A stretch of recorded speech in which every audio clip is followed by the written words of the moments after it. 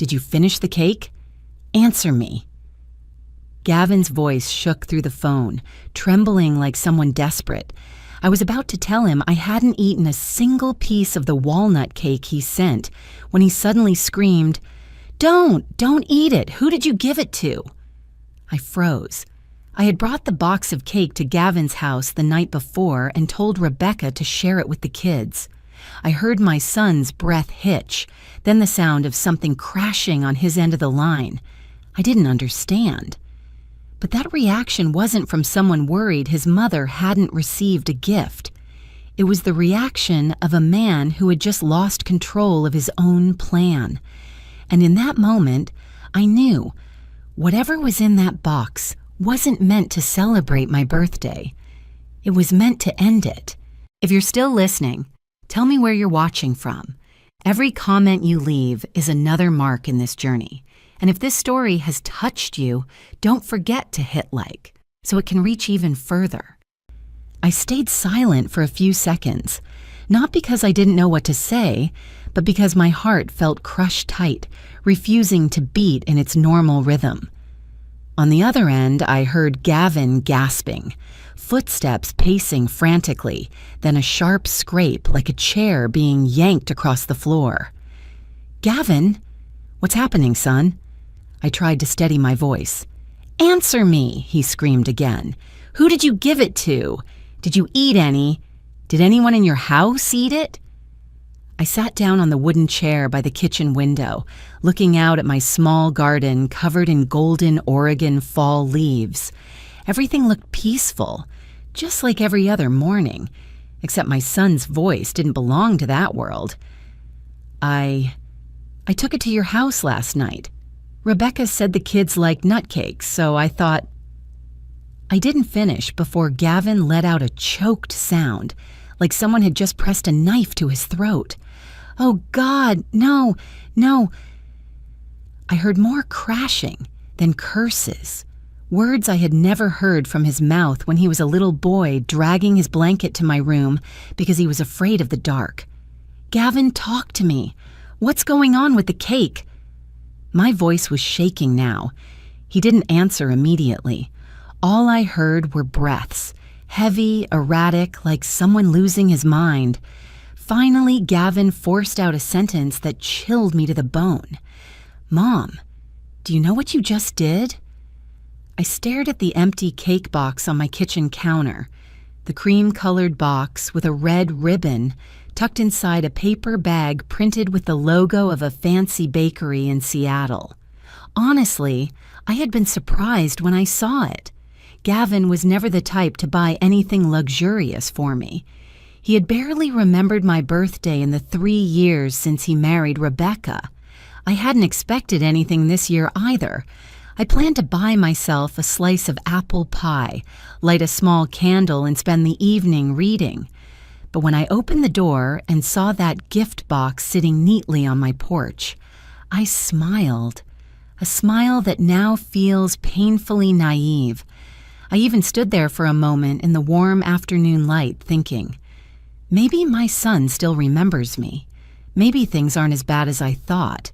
I used to believe that, even when Gavin slowly drifted away after marrying Rebecca, each phone call shorter, each hug colder. I still believed that somewhere inside him was the little boy I carried in my arms when he was 2 years old, the boy I adopted after the accident that took his birth parents.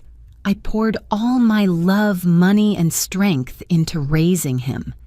But now, with Gavin's voice shaking like he was about to lose his mind, I understood something. The man shouting into the phone wasn't that boy anymore. I pressed again. "Tell me clearly, what's wrong with the cake?" Gavin was silent for a moment, then spoke hoarsely, each word squeezed from his throat. "Don't let anyone eat more. Don't let anyone eat anymore. Do you hear me?" My arms stiffened. Why eat more? Does that mean someone already ate? A cry burst through the phone, making my hair stand on end. It was Rebecca. I heard her scream, "Marjorie, Liam just threw up again. Emma's stomach hurts. I'm calling 911. My blood stopped flowing. The kids, my 2 grandchildren I loved more than life itself, had eaten the cake Gavin thought I would eat. I jumped up, dropping the mug in my hand. Rebecca, how are they? Oh God, I didn't know. Rebecca didn't answer me. I only heard footsteps, a door opening, and the sound of her picking up one of the kids. Then the distant voice of a 911 operator echoed through the phone. I stood in my kitchen, legs giving out beneath me. My phone slid from my hand onto the table, but I didn't pick it up. It took a long moment before Gavin spoke again, each word sharp as a blade. Get them to the hospital now, and don't go anywhere. You ruined everything. That last sentence shattered me. I ruined everything? Me? I didn't answer. Gavin hung up before I could ask anything else. I sank into the chair, my hands trembling uncontrollably, fingers gripping the edge of the table. I didn't dare think the thought forming in my mind, but my heart, whether I wanted it or not, whispered something terrifying. Gavin wasn't afraid for me. He was afraid because his plan had gone wrong. It took nearly 2 minutes before I had enough breath to call an Uber to Gavin's house. I was shaking so badly I could barely buckle the seatbelt. I remember only saying to the driver, "Please, please hurry." A 15-minute drive turned into a trip straight into hell. I watched the world blur past. Rows of red maple trees, the cafe where I read the morning paper, Mr. Jim's convenience store where he sold candy to the kids. Everything felt foreign and terrifying. When the car stopped in front of Gavin's house, I heard ambulance sirens. Rebecca was carrying Emma. A paramedic carried Liam. The kids were pale, lips dry, eyes unfocused. I rushed toward them. "Rebecca, I'm sorry." "Oh God, I didn't know," I said, my voice almost collapsing. Rebecca didn't look at me. She said, quickly, "They think it might be food poisoning, but something's wrong. The cake smelled metallic. I don't understand why Gavin keeps... She glanced around. "Where is he?" I shook my head. As the ambulance disappeared into the night, I stood alone in front of my son's house, a place I had visited hundreds of times, with Christmas gifts, home-baked cookies, toys for the kids. But tonight, only cold wind and terror filled that yard. Why had Gavin reacted like that? Why scream knowing I shared the cake? Why disappear when the kids got sick? I knew why.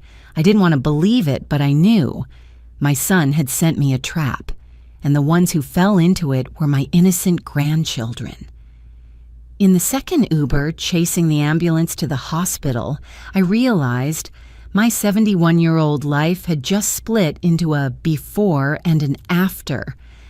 I didn't know then that what awaited me wasn't just the truth about that cake, but the truth about the son I raised for 40 years, and that this night was only the beginning of a storm that would tear my family apart. I arrived at the hospital so fast I don't remember walking through the ER doors. Only when my hand gripped the counter, chest heaving from running, did I realize I was inside. Rebecca stood there. Her eyes were red and swollen, mascara streaking down her face. When she saw me, she shook her head weakly and led me toward the pediatric emergency room. The door opened, and I saw Liam and Emma lying on hospital beds, tiny bodies under crisp white blankets, their skin an alarming shade of gray. The scene hit me like a winter wind through a broken window. I stepped closer. Liam, Emma, oh God. My voice trembled so hard each word felt separate from the next. Rebecca wiped her tears. "The doctors are testing. They said it might be poisoning. I don't know." Her voice broke. I looked at the IV lines, the monitoring stickers on their little chests, and the terror in Rebecca's eyes. Even though she and I had never been close, I saw in her face the raw pain of a mother watching her children suffer. I turned to find Gavin. He was standing in the corner, pressed against the wall. His shoulders shook slightly, his hand gripping a water bottle so tightly his knuckles were white. His eyes avoided everything: Rebecca, me, even his own reflection. "Gavin," I whispered. He jolted like someone shaken awake from a nightmare. The water bottle slipped from his hand again, rolling across the floor with a hollow clatter. He bent to pick it up, but his hands were shaking uncontrollably. I walked closer. "Calm down. What happened?" Gavin didn't answer. He just backed farther into the wall as if trying to disappear inside it. Then the doctor walked in with a paper in his hand. "We have the preliminary results," he said, voice steady but tense. "The children show signs of exposure to an inorganic toxin. We're running further tests, but it strongly resembles arsenic." The entire room seemed to lose all air. Arsenic. I'd heard that word only in crime shows, not in a hospital room where my grandchildren lay motionless. Rebecca covered her mouth. Gavin looked like someone had punched the breath out of him. He lost his balance and braced himself against the wall. I saw it. The moment the water bottle slipped from his hand a second time. "Arsenic?" Rebecca asked, voice cracking. The doctor nodded. "We need to know everything they ate within the last 6 hours." Rebecca turned to me, her eyes wide and hollow. "Mom, where did that cake come from?" Her gaze pierced me. I swallowed hard. "Gavin sent it to me. It was for my birthday. I only brought it over because I thought the kids would like it." Rebecca froze. Her face shifted from fear to shock to a painful understanding. "Gavin, you," she whispered, but he cut her off. "Don't you dare say that," he snapped, his voice sharp like metal clashing. Rebecca stepped toward him, her eyes burning. "Don't say that? You freaked out the second Mom said she brought the cake. You disappeared for half an hour. You're hiding something, Gavin." He grabbed her shoulders, desperate, trembling. I said, "Stop talking." I had never seen my son like this. Not angry, not anxious, but terrified. A terror rising from somewhere deep inside him, a terror of someone who knew he had done something unforgivable. The doctor stepped out to continue treating the kids. Rebecca backed away toward their beds.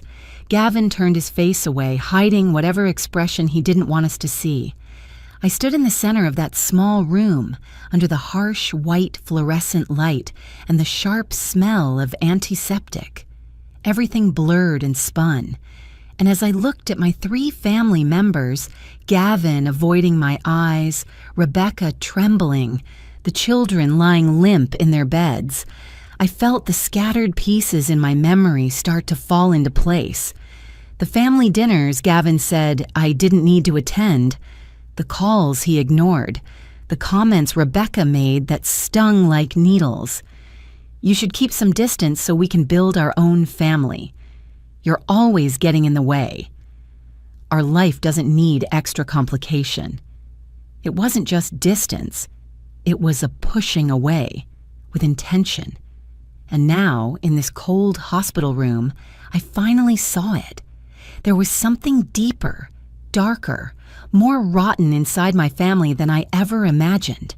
Rebecca turned to me, and her eyes were different. No contempt, no coldness, only fear, guilt, and pain. She stepped forward, voice shaking. "Mom, I'm sorry. I didn't know. I swear I didn't know." I placed my hand on her shoulder. "I know. Now isn't the time for blame. Just focus on the kids." Gavin spun around, eyes dark. "Don't talk like you had nothing to do with this. If you hadn't brought the cake—" "Gavin Wells," I said slowly, my voice so calm it startled even me. Brought it because I trusted you, because I thought you sent something good for me. And now you dare blame me?" Gavin went silent, and that silence was louder than any confession he could have made. I looked at my son for a long time. That face used to be my pride. Those eyes once lit up every time he showed me one of his childhood drawings. Those hands once held mine when he cried because he was afraid to sleep alone. Now, none of that was there anymore. Standing in front of me was a man whose eyes kept avoiding mine, whose hands were shaking, and whose breath carried a dark secret leaking out with every exhale. When the doctor returned to say Liam was showing signs of improvement but still needed toxin monitoring, Rebecca broke down sobbing. I pulled her into my arms the way I would hold my own daughter. Gavin watched us, his face twisted, stretched tight like a string about to snap. I could see a flicker of regret on him. But regret for what? For the kids being poisoned? Or because his plan failed? I couldn't tell the difference yet. But my instinct, the same instinct that carried me through 8 decades of life, told me this. Some cracks only show when the light is strong enough. And today, that light had finally begun to break through the surface of my family.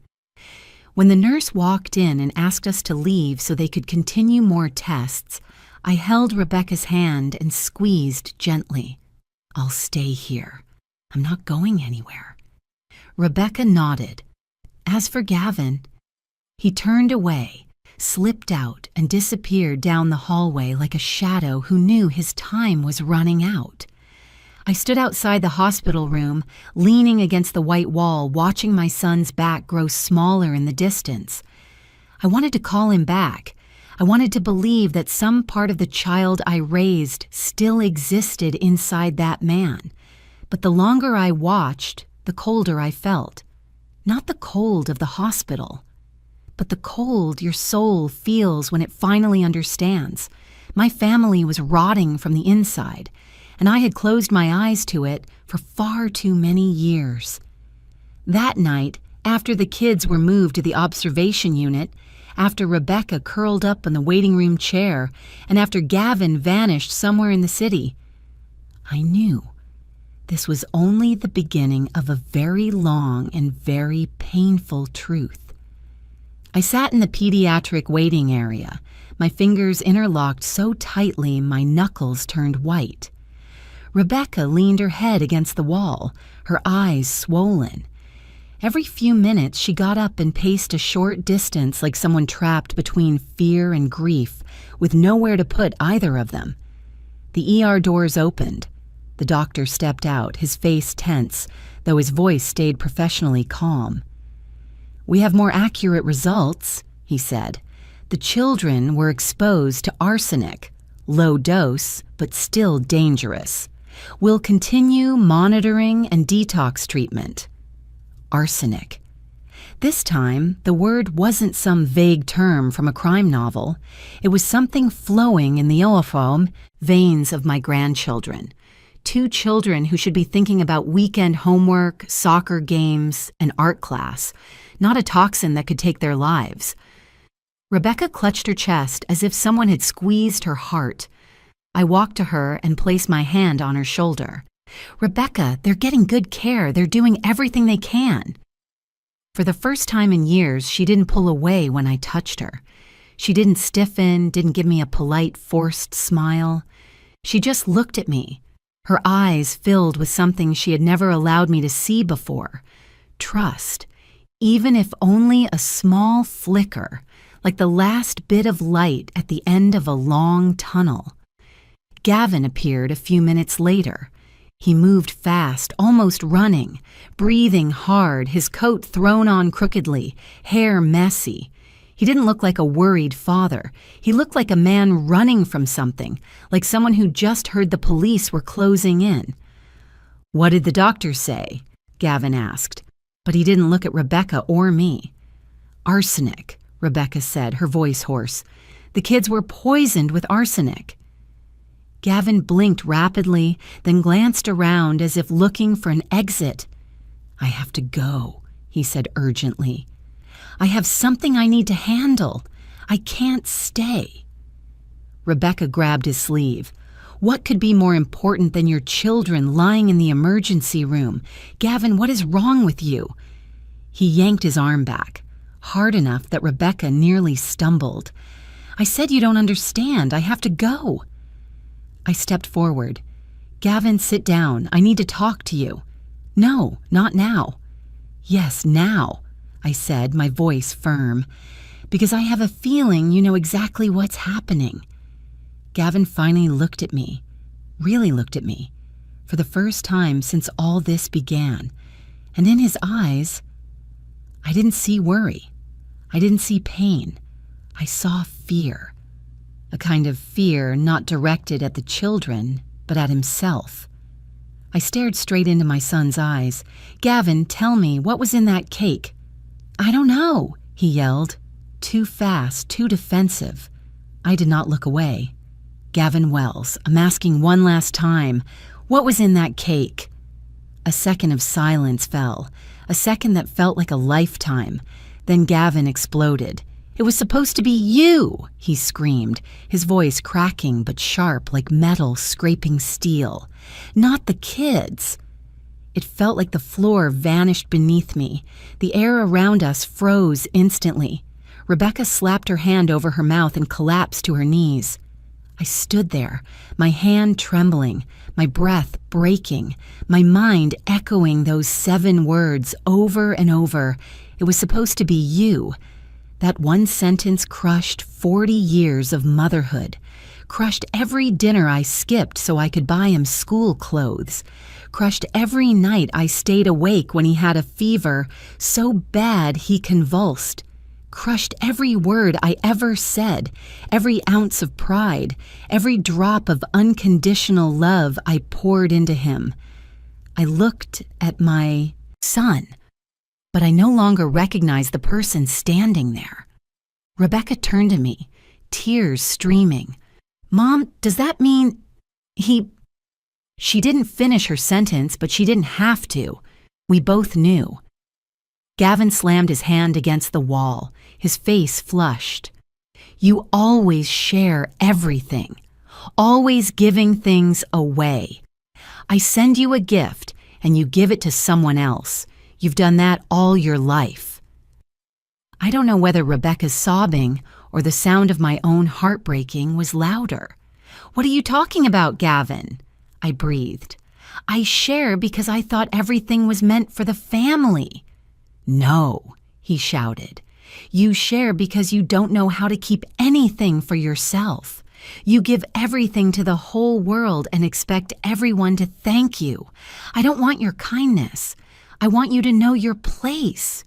Rebecca screamed through her tears. "Your place? She's your mother." Gavin turned on her and pointed directly at her face. "What do you know? My mother always interferes, always shows up, always has an opinion. Without her, we'd have fewer problems." Rebecca stepped back, as if he had slapped her. I thought your mother was the problem. But you did this to her?" Gavin looked away. "I don't have time for this. I have to go." "Go where?" I asked, softly, barely recognizing my own voice. Gavin didn't answer. Then he took a step like he was about to run again. "Gavin!" I called, using the last breath of someone who had just been stabbed in the heart. "Look at me." For the first time, he looked at me for real, and in his eyes, I knew. I knew more clearly than any confession he could have made. Rebecca sobbed. "He was going to kill you. Oh God, he was going to kill you." Gavin looked at Rebecca, then at me, his face twisted, full of desperation but no remorse. Then he turned and ran like something was chasing him, ran like if he didn't run, he'd be swallowed whole. His footsteps echoed down the tile hallway of the hospital until they faded behind a corner. I stared after my son's disappearing shadow. My legs gave out. I collapsed onto the chair like someone swept up by a storm. "I can't believe it," I whispered, holding my head. "My son. How could he?" Rebecca sat beside me, tears falling openly. No pretending, no coldness, no distance anymore. "Mom, Marjorie, I'm sorry. I was wrong to think you were a burden, wrong to think you were interfering. I didn't know he had lost all humanity." I placed my trembling hand over hers. I don't blame you." Rebecca cried like a child, raw, broken, stripped of every wall she ever put up. We sat there together, two women who had once kept their distance, once misunderstood each other, beside the beds where Liam and Emma were fighting the poison in their blood. In that moment, I realized my family had been rotting for a long time. Tonight, the paint finally peeled off, exposing the truth underneath. And that truth wasn't just that my son wanted to kill me. The truth was also that I, by trusting too much, yielding too much, loving too much, had let things spiral this far. Rebecca gripped my hand tighter. "Mom, I promise I'll be here for you. I won't let you be alone." That promise was the only light in the darkest night of my life. I left the hospital when the sky had already grown dark. The parking lot lights flickered on one by one, casting soft yellow patches across the pavement, still damp from the afternoon drizzle. Rebecca stayed with the kids. I needed a few minutes alone, not to rest, but to face what I knew I had to do next. I sat in my car, hands on the steering wheel, but not starting the engine yet. The rearview mirror reflected my eyes, red, swollen, but strangely bright. I had cried enough. I had hurt enough. And now something was rising inside me.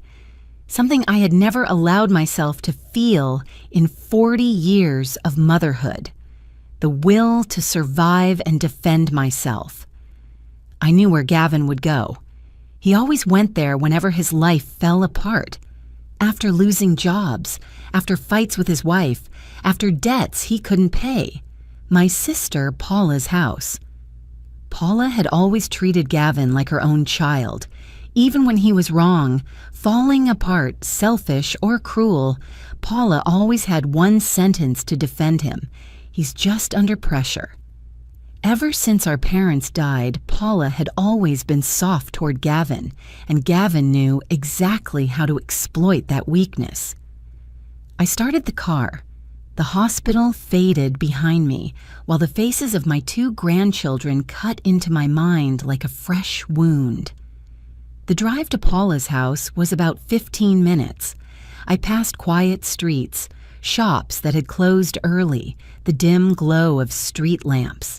Everything looked peaceful, so unlike the chaos inside me. When I arrived, Gavin's car was parked right at the entrance, the old gray one with patches of peeling paint. I stopped the car, let the engine run a few more seconds, then turned it off. No rushing, no trembling, no fear. I walked up the steps and heard Paula's voice inside, the shaky tone of someone trying to reassure, maybe herself. I knocked. Paula opened the door after only a few seconds. Her eyes were red and swollen, clashing awkwardly with the forced smile she attempted when she saw me. "Marjorie, what are you doing here at this hour?" Her voice quivered. "Gavin is here," I said plainly. "I need to see him." Paula hesitated, blocking the doorway as if trying to keep me out. "Gavin, he just needs some time. He's panicking under pressure. You know, everything—" "I know," I cut in. "That's exactly why I need to see him." Without waiting for her reaction, I pushed the door gently and stepped inside. Paula didn't have the strength to stop me. Gavin stood in the middle of the living room, hands in his pockets, shoulders slumped, eyes hollow. But when he saw me, he didn't show fear, regret, or even hurt. He straightened, his back stiff, eyes cold like a stranger. "Oh, You're here. No emotion, no remorse, not one word asking about Rebecca or the kids. My chest tightened, but my voice stayed frighteningly calm. Gavin, I said, why? He let out a short snort, looking away as if my question annoyed him. You've lived too long, he said. I need the inheritance. I froze as if turned to stone. Paula's eyes widened. Her hand flew to her mouth. What did you say? I asked again, though I knew I heard him clearly. He took a step closer, no longer hiding anything. I saw your savings.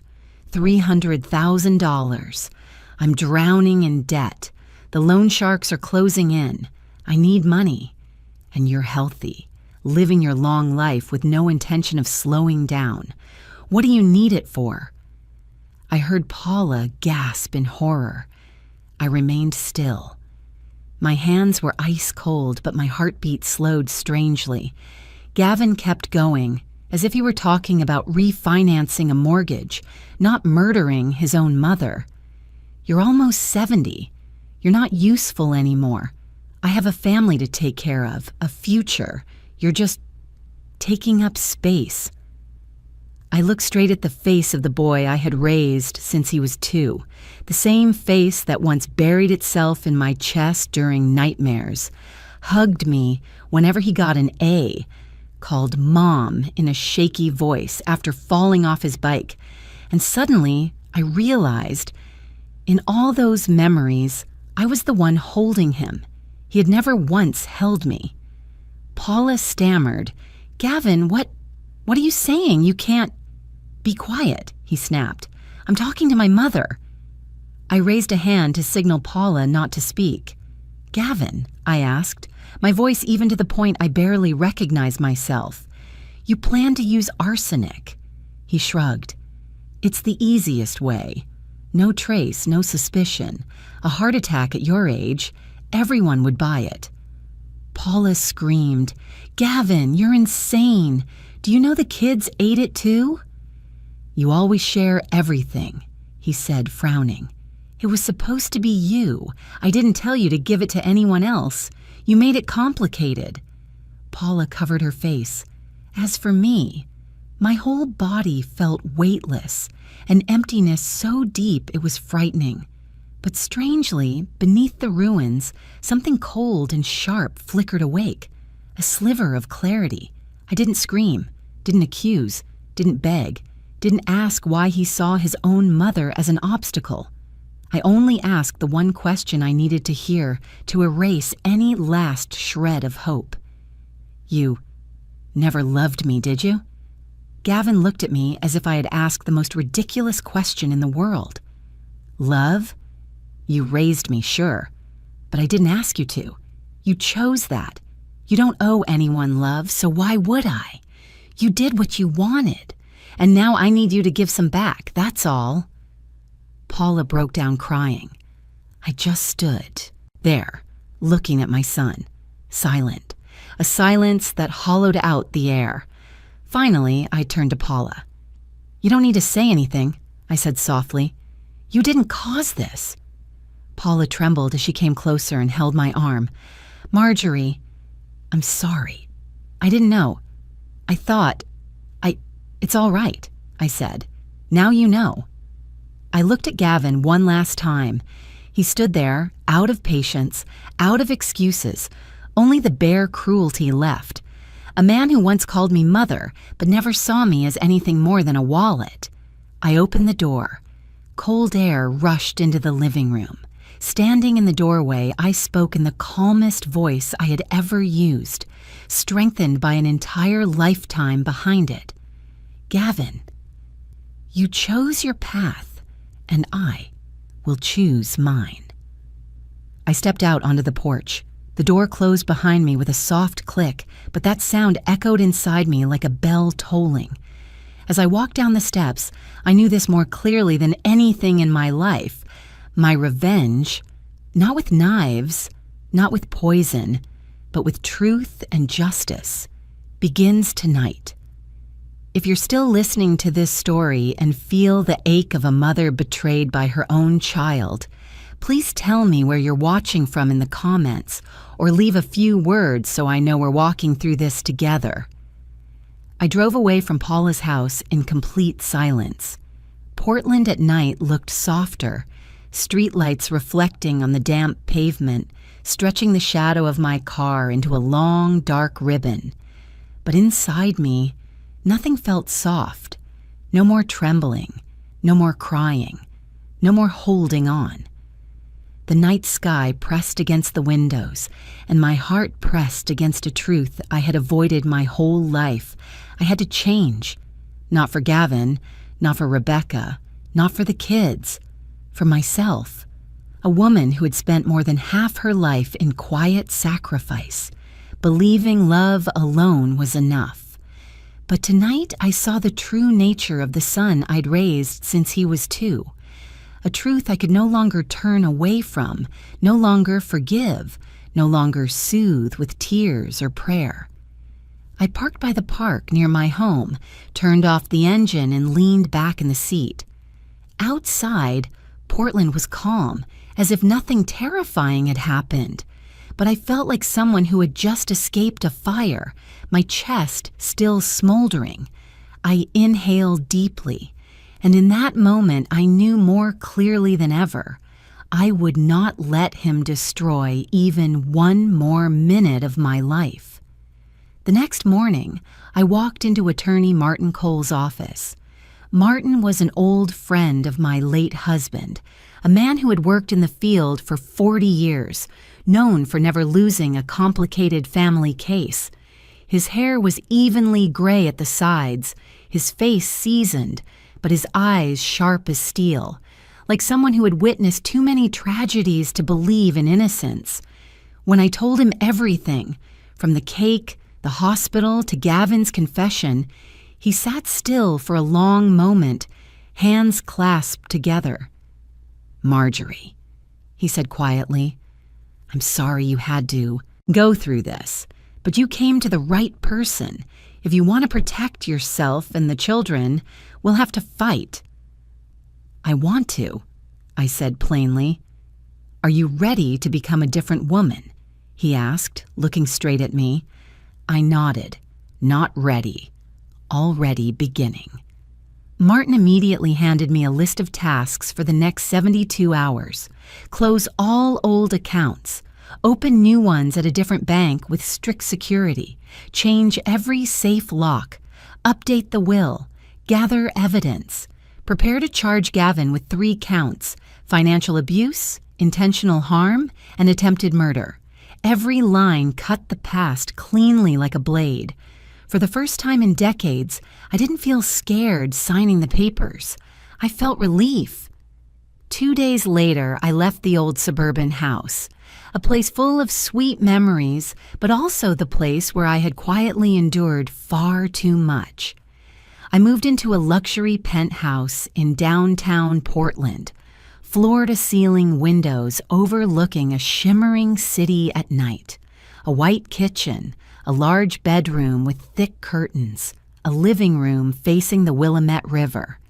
For the first time in my life, I lived somewhere not because my husband wanted, my son needed, or it's close to the kids' school, but because I wanted it. I placed my hand on the glass railing as the city wind brushed my hair. I was no longer the woman waiting for Gavin's calls, no longer the mother who forgave the 100th time. It was just me now, and strangely, I was enough. On the 3rd day, I met Sylvie, the therapist Martin recommended. Sylvie was around 50, French-American, with silver-streaked hair and a warm, low voice like a gentle stream. She looked at me not with judgment or pity, but as if she could see right through the armor I had worn for 40 years. "Marjorie," Sylvie said, "you don't have to be strong here. Here, you get to exist." I broke down at her first sentence, crying like someone had turned on a tap inside my chest. I told her I had imprisoned myself in the role of the perfect mother, the devoted wife, the quiet woman. I had never dared to say enough, never set boundaries, never believed I deserved protection. Sylvie listened, then said, "You've been mistaken. Marjorie, your worth isn't measured by how much you give, but by how much you allow yourself to keep. And now it's time you learn that again." When the first session ended, something inside me opened. I walked out no longer the timid woman afraid of conflict or of being disliked.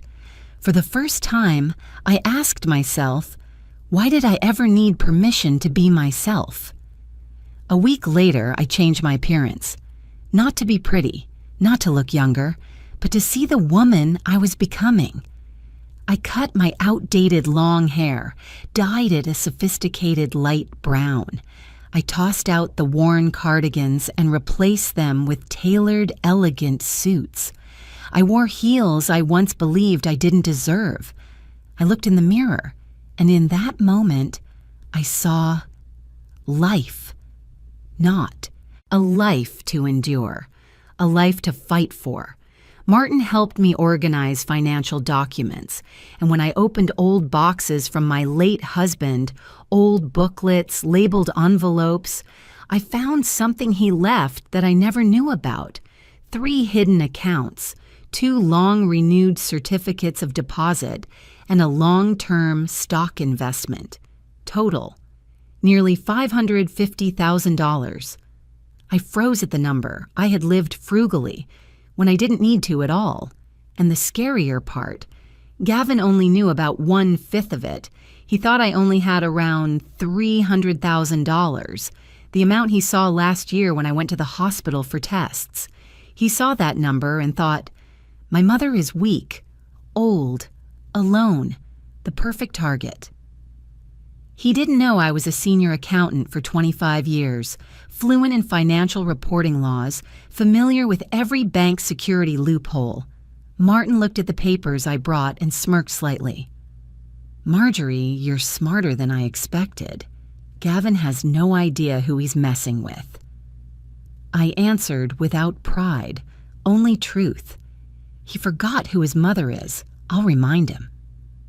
That night, in my new penthouse, I sat at the kitchen island with a small notebook. I wrote out each step of my revenge clearly. No shaking hands, no hesitation. Protect assets. Erase every path Gavin could touch. Prepare airtight legal documents.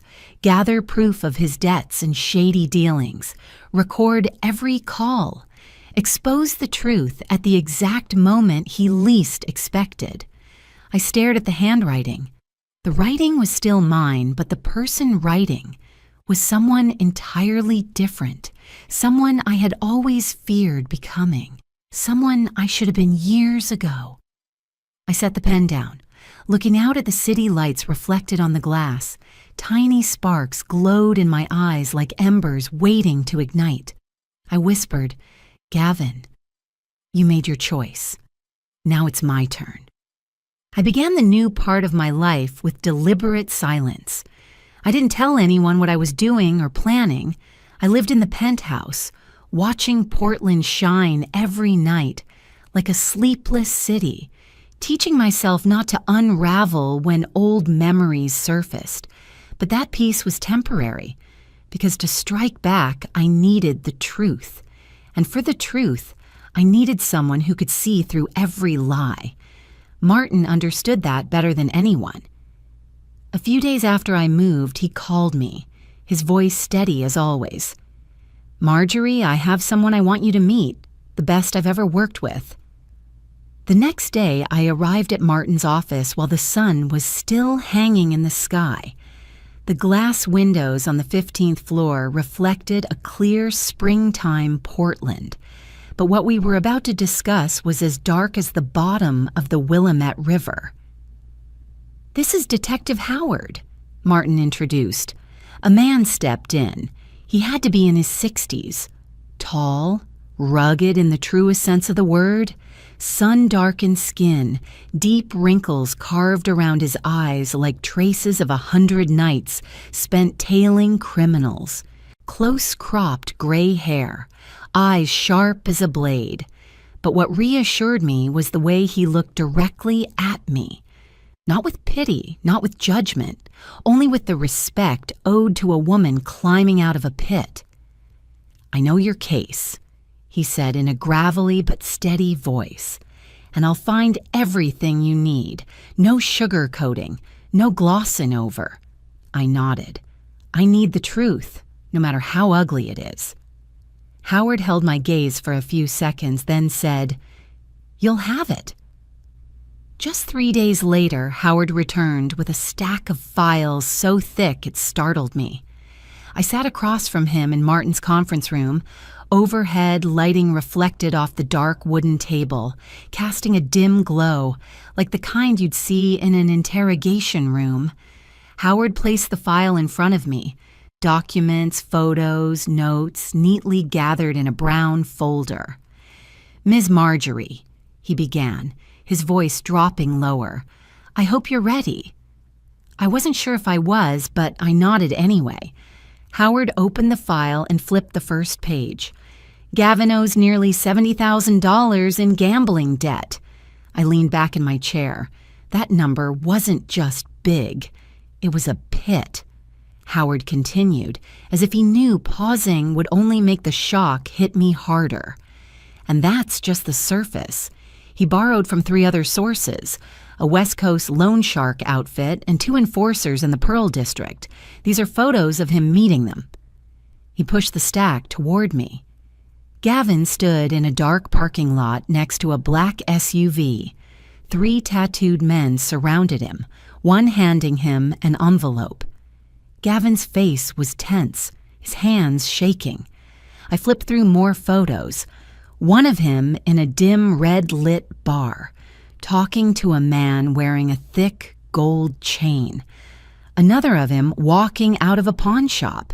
Another of him leaving the house with a large bag. Howard said those were Rebecca's belongings he sold.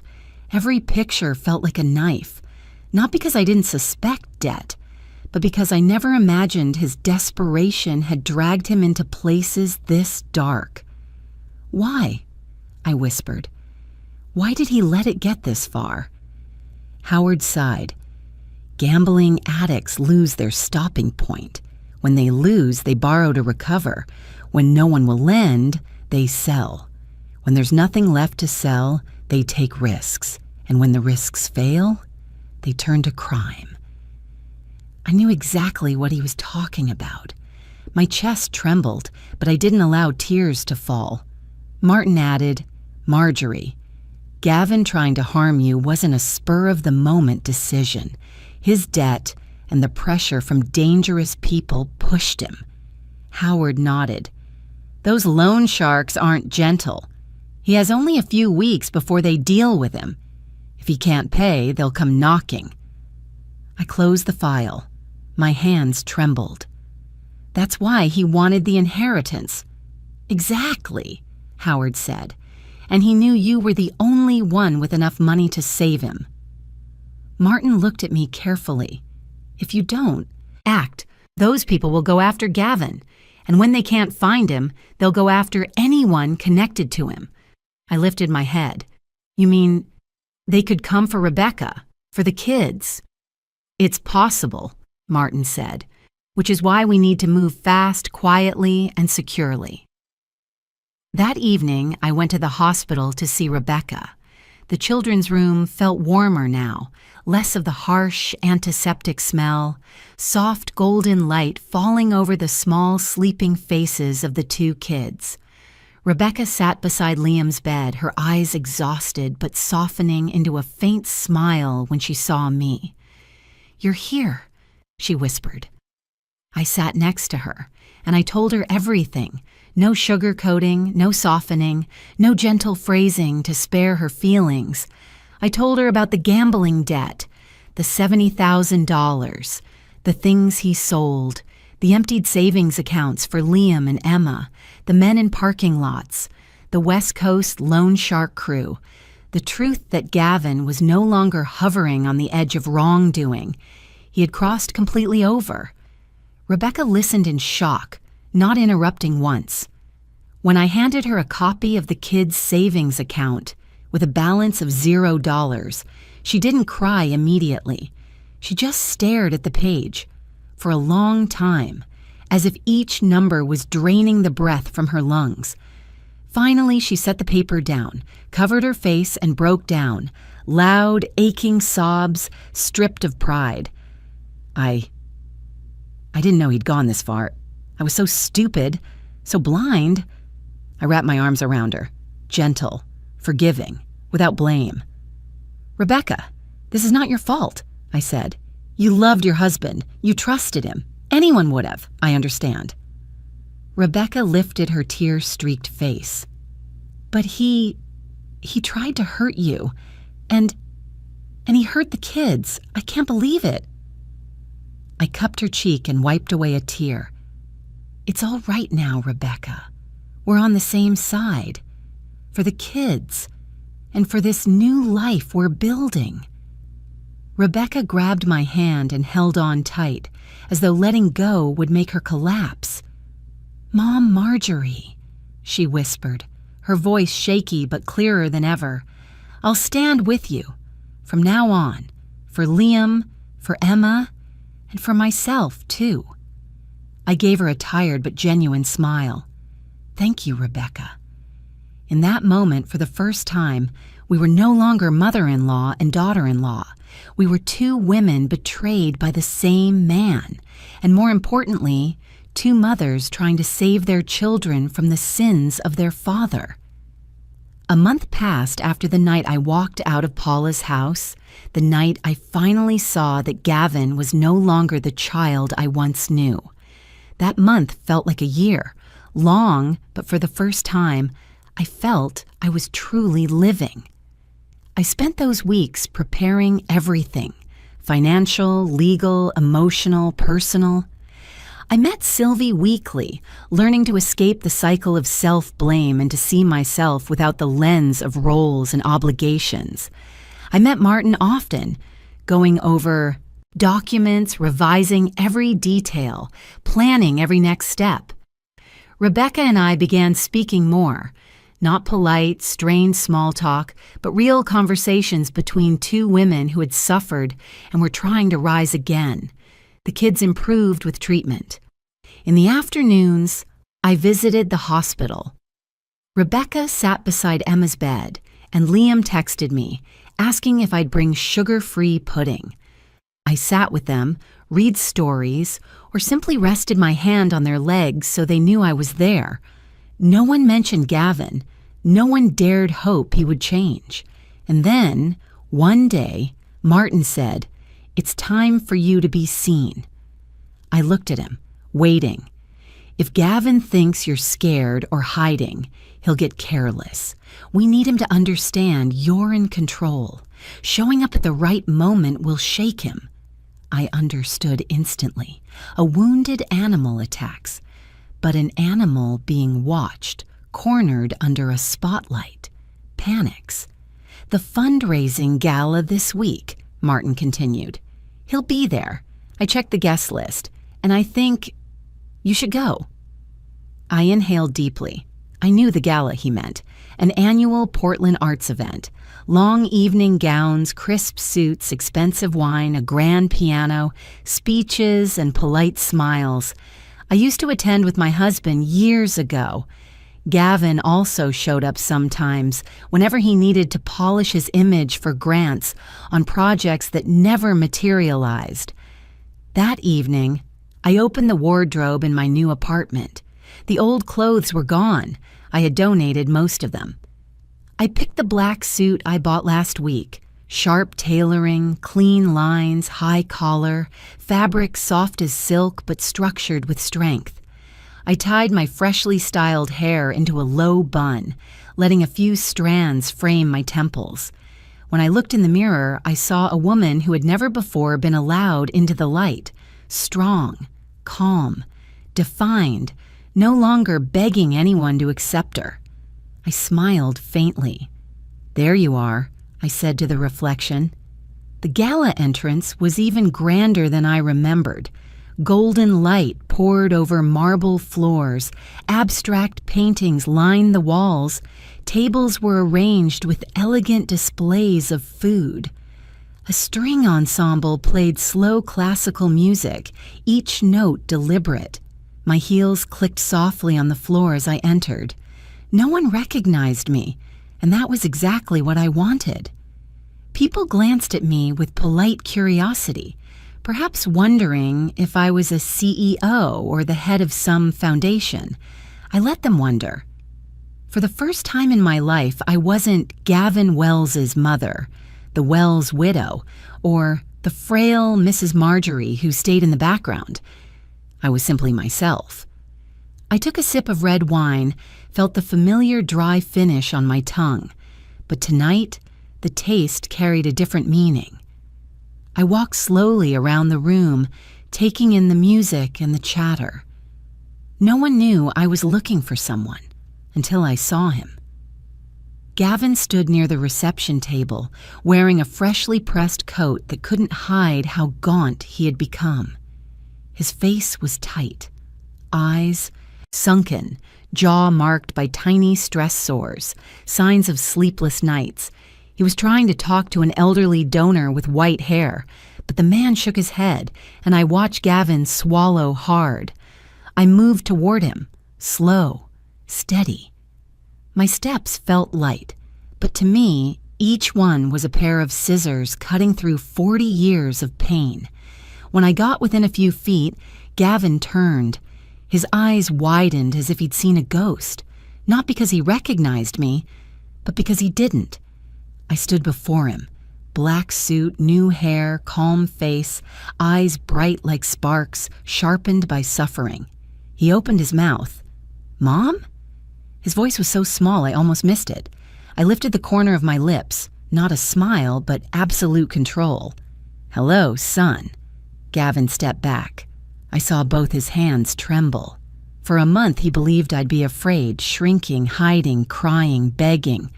But the woman standing before him was not the one he once dismissed. He stammered, "Mom, you look much better than the day you tried to send me to my grave?" I asked softly, almost whispering. The white-haired donor stared between us in shock and quietly stepped aside. People nearby began to notice, not because I was loud, but because the silence had thickened like fog. Gavin swallowed hard, lips paling. "Mom? What do you want here? I stepped closer. "I just came to say hello, because tonight I'm not hiding anymore." His eyes darted nervously, like a cornered animal searching for an escape route. I leaned in slightly and repeated the exact line he threw at me that day in the hospital, the line I would never forget. Time to collect. His face drained of color as if someone had pulled the blood straight out of it. Not because I spoke loudly, but because I said it softly. So softly that every word seemed to slide into his ear, leaving him nowhere to run. I turned and walked away, leaving him standing there, trembling under the warm golden lights of the elegant hall. I could almost feel his spine curve, his knees weaken. His fear was so thick it felt tangible in the air. I didn't look back. I didn't need to. I knew he was afraid, truly afraid. Not afraid of humiliation, but afraid of being exposed. That night, when I returned to the penthouse, Portland was glowing once more, lights rippling across the surface of the Willamette River like soft ribbons. I stepped onto the balcony, the breeze lifting my hair, and I felt like a different person. Not because of the glamorous gala, not because I made Gavin falter, but because I had taken the single most important step in the journey of a mother pushed to the edge. I was no longer a victim. Around 11 p.m., I opened my laptop on the kitchen counter. The blue light reflected across my face, sharpening the features I had only recently learned to love again. I opened the email Martin had prepared for me. Preliminary complaint. List of evidence. Instructions for filing with the district. Attorney's office. I placed my fingers on the keyboard, no shaking, no hesitation. I selected Submit File initial report. Just one click. A tiny chime sounded, and in that moment, I knew I had stepped into a battle with no way back. No more softness, no more illusions born from motherly love. I whispered steady and quiet, "You made your choice. Now I make mine." When I pressed submit, sending every legal document to the prosecutor's office, a hollow but liberating feeling washed over me. It wasn't the satisfaction of revenge. It was the sensation of laying down new bricks for my life. For the first time built on my terms, not on duty or a warped sense of motherly obligation. The following week unfolded exactly as Martin and I planned. Yet oddly, even though the plan was mine, every step felt cold as steel. Cold, but necessary. Rebecca was the first person I helped. She arrived at the law office that Monday morning. Gone were the tears of the hospital. In their place, exhaustion, yes, but also a fragile resolve. She handed her kids to the temporary sitter, sat across from me, and said, "Mom, I want a divorce, and I want full custody of Liam and Emma." I placed my hand over hers. "We'll make it happen, and we'll win." We didn't need many words. We understood this wasn't just ending a marriage. It was saving 2 children from a father who had fallen to the bottom of cruelty. Martin and his team drafted the divorce petition, the request for full custody, and the restraining order. All the evidence Howard gathered, the drained savings accounts, the photos with loan sharks, the debt reports, even pictures of Rebecca's belongings being sold, went into the file. "These alone are enough for the court to give Rebecca full custody," Martin said, "and to keep Gavin away from the kids." Rebecca nodded, pain in her eyes, but no wavering. "I'll do anything for my children." I looked at her and felt a deep ache, not because she was weak, but because she had been too strong for too long in a marriage that should never have demanded this of her. Meanwhile, I officially filed attempted murder charges against Gavin. Intentional, premeditated, backed by physical evidence and his own words. I even included the recording from Paula's house where he admitted, "You've lived too long, I need the inheritance." That confession was a blade he had plunged into himself. Martin said, "We don't need him to sign anything, his words already condemned him." I nodded, my chest heavy. I wasn't doing this to get revenge. I was doing this because if I stayed silent, he would hurt someone else. Rebecca, the kids, or even himself. The next step was the house. Gavin had pawned the family home 3 months ago. Rebecca didn't know. When she found out, she nearly collapsed. That house. It's where the kids grew up. Her voice cracked. I made a hard decision. Partly from responsibility. Partly because I couldn't let the children live in instability created by Gavin's chaos. I paid Gavin's remaining debt, all $38,000, under one condition. Rebecca had to transfer full ownership of the house to herself, removing Gavin entirely, even his signature. Martin agreed. "You're protecting Rebecca and the kids while cutting Gavin off completely." Rebecca cried when I handed her the paperwork. "Mom, you didn't have to." I shook my head. "I'm not doing it for Gavin. I'm doing it for you and the children." She hugged me. A real hug. Not polite, not reluctant. 3 days later, Gavin returned to the house in the suburbs, the one he once called his, the one he mortgaged behind Rebecca's back, the one he treated like property. He turned the doorknob. Locked. He tried the back door. Also locked. He called Rebecca. She didn't answer. He banged on the door, shouted. For the first time, the neighbors didn't stay silent. They called the police. When officers arrived, Rebecca showed the restraining order. The look on Gavin's face as he was forced to leave, fear, bewilderment, anger crushed under helplessness, was indescribable. He stood on the street watching the house sealed shut, watching his wife refuse to look at him, watching neighbors whisper. In that moment, he realized the world he built on manipulation and entitlement had collapsed. And that was only the beginning. 2 weeks later, the media published the first headline, "Portland man suspected of poisoning mother to obtain inheritance." No mention of me, no address, just his name. And then another article, a local news channel, a few blogs. The story spread faster than I expected. Gavin called me. I didn't answer. He texted, "What are you doing?" I stayed silent.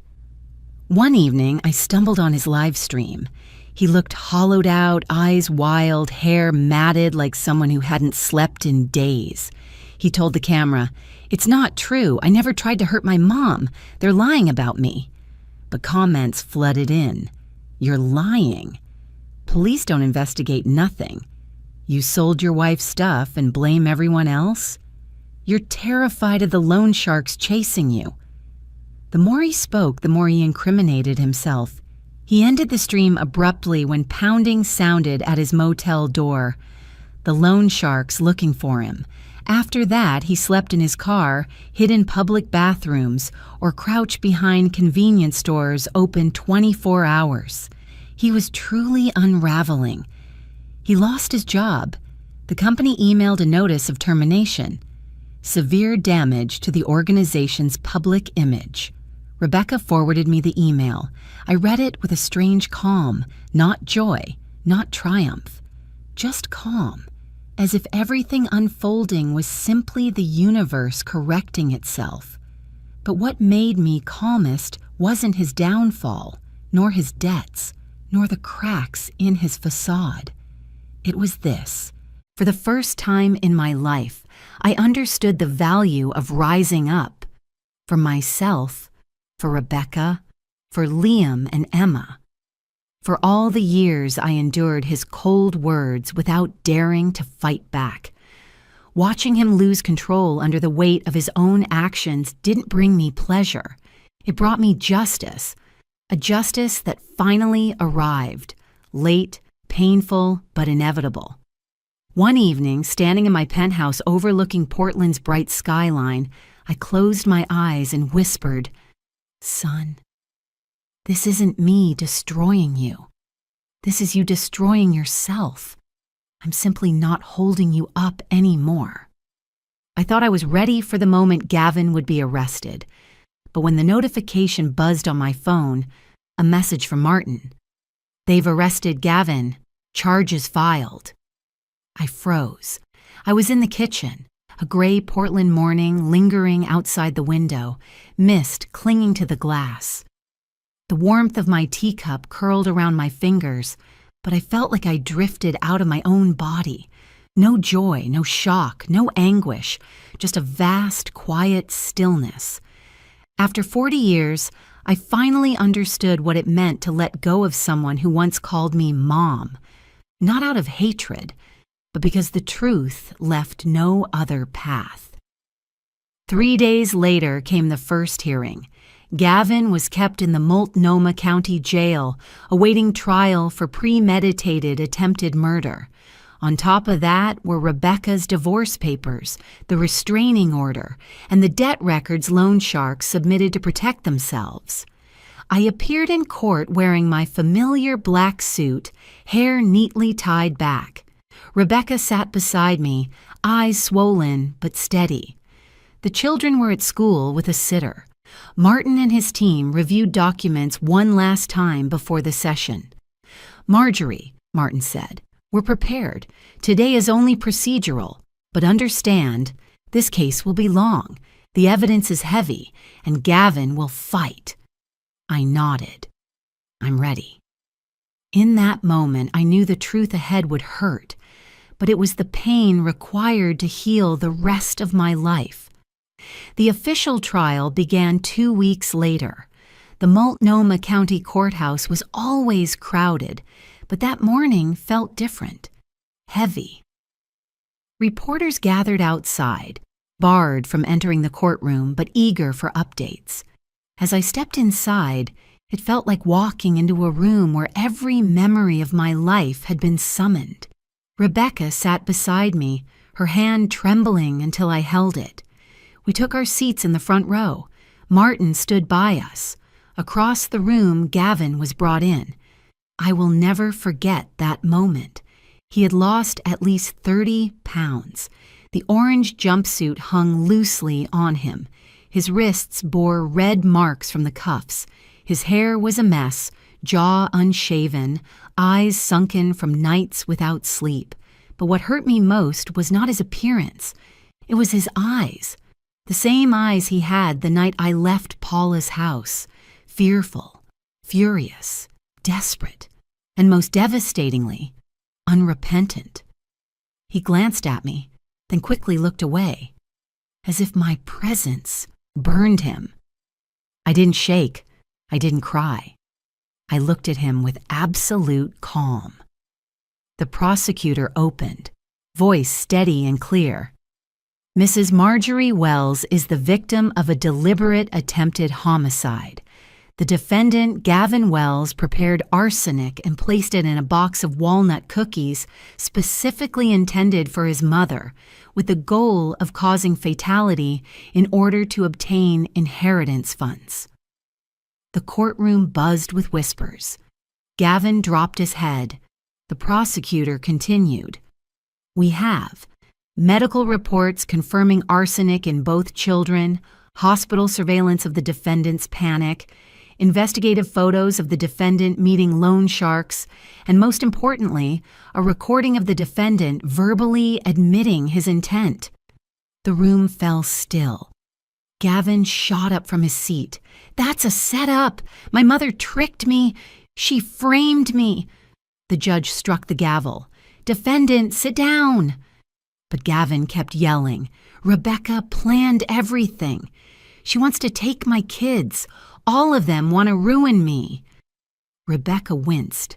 I placed a hand on her back, steady and calm. For weeks, the trial became the center of local media attention. Reporters weren't allowed inside, but they waited every day by the doors. Each afternoon as we stepped out, dozens of questions rang out. Mrs. Wells, are you afraid your son will seek revenge? Rebecca, do you believe Gavin can change? Do you think Gavin did it for money or because of pressure? I didn't answer. Rebecca didn't either. We stayed silent. The kind of silence needed when you want the truth to speak for itself. During arguments, Gavin's attorney tried to create another story. Gavin didn't intend to harm anyone. He was under debt pressure, mentally unstable. It was just a moment of impulse. But the prosecutor responded with a sentence that made the courtroom stop breathing. Debt doesn't make someone put arsenic in their own mother's food. The jury stayed quiet. Gavin bowed his head, but when the prosecutor played the recording, he snapped up, eyes wide. She was supposed to eat it, not the kids. You've lived too long. I need the inheritance money. Gavin screamed, I didn't say that. That's not my voice. But everyone in the courtroom knew he said it, and he wasn't sorry. In the end, the jury needed only 2 hours to decide. They returned to the courtroom, faces solemn. The judge asked, Have you reached a verdict? The jury foreman stood up. Your Honor, we find the defendant, Gavin Wells, guilty of premeditated attempted homicide. No one said anything. No one breathed loudly. No one moved. Gavin collapsed into his chair, hands shaking violently. No, Mom, how could you do this to me? The judge announced, 14 years in prison, with no parole for the first 6. The sound of the gavel hit like a blade severing the rest of his life. Rebecca burst into tears, covering her face. I turned and held her, and she fell into my shoulder like a child desperate for shelter. Not because we were happy, Not because we won, but because everything was finally over. Or at least, the worst part of it. When the officers walked Gavin past us, he looked at me, not with hatred, but with disbelief. "I'm your blood," he whispered. "Why would you do this to me?" I answered softly like a breath. "I didn't do this to you. You did this to me. I simply stopped protecting you." Gavin was taken away, feet dragging, head down. That image I will never forget for as long as I live. But I didn't shake. I didn't collapse. I didn't feel the old kind of pain. All I felt was emptiness. A distant, peaceful kind of emptiness, like the air after a storm finally passes. Outside the courthouse, Portland was drizzled with light rain. Rebecca wrapped her arms around me. "Mom, because of you, my kids and I are safe." I squeezed her shoulder lightly. "Not because of me. Because you were brave enough to leave first." The children ran to her legs, then to me. Liam stood on tiptoe to wrap his arms around my waist, and Emma rested her head against my hip. I held all three of them close. In that moment, I understood. I had lost Gavin. A part of my heart would always mourn that. But mourning doesn't mean going back. And I also understood. I had saved another family. Rebecca, Liam, Emma. And saved myself from decades of darkness. That evening, I returned to the penthouse. Streetlights spilled across the Willamette River, glowing like gold ribbons on the water. I stood by the glass wall, closed my eyes, and let my breath settle slowly. I didn't feel victory. I didn't feel joy, only relief, the kind only survivors of storms truly understand. I was no longer the woman others could manipulate, no longer the mother trying to patch cracks that couldn't be saved, no longer the faint shadow in someone else's life. I whispered, "At last, I'm free." After the trial, after the final strike of the gavel, I walked out of the courthouse as if stepping out of a dark room I had been trapped in for half a lifetime. The early winter Portland air was cold, but my heart was strangely calm.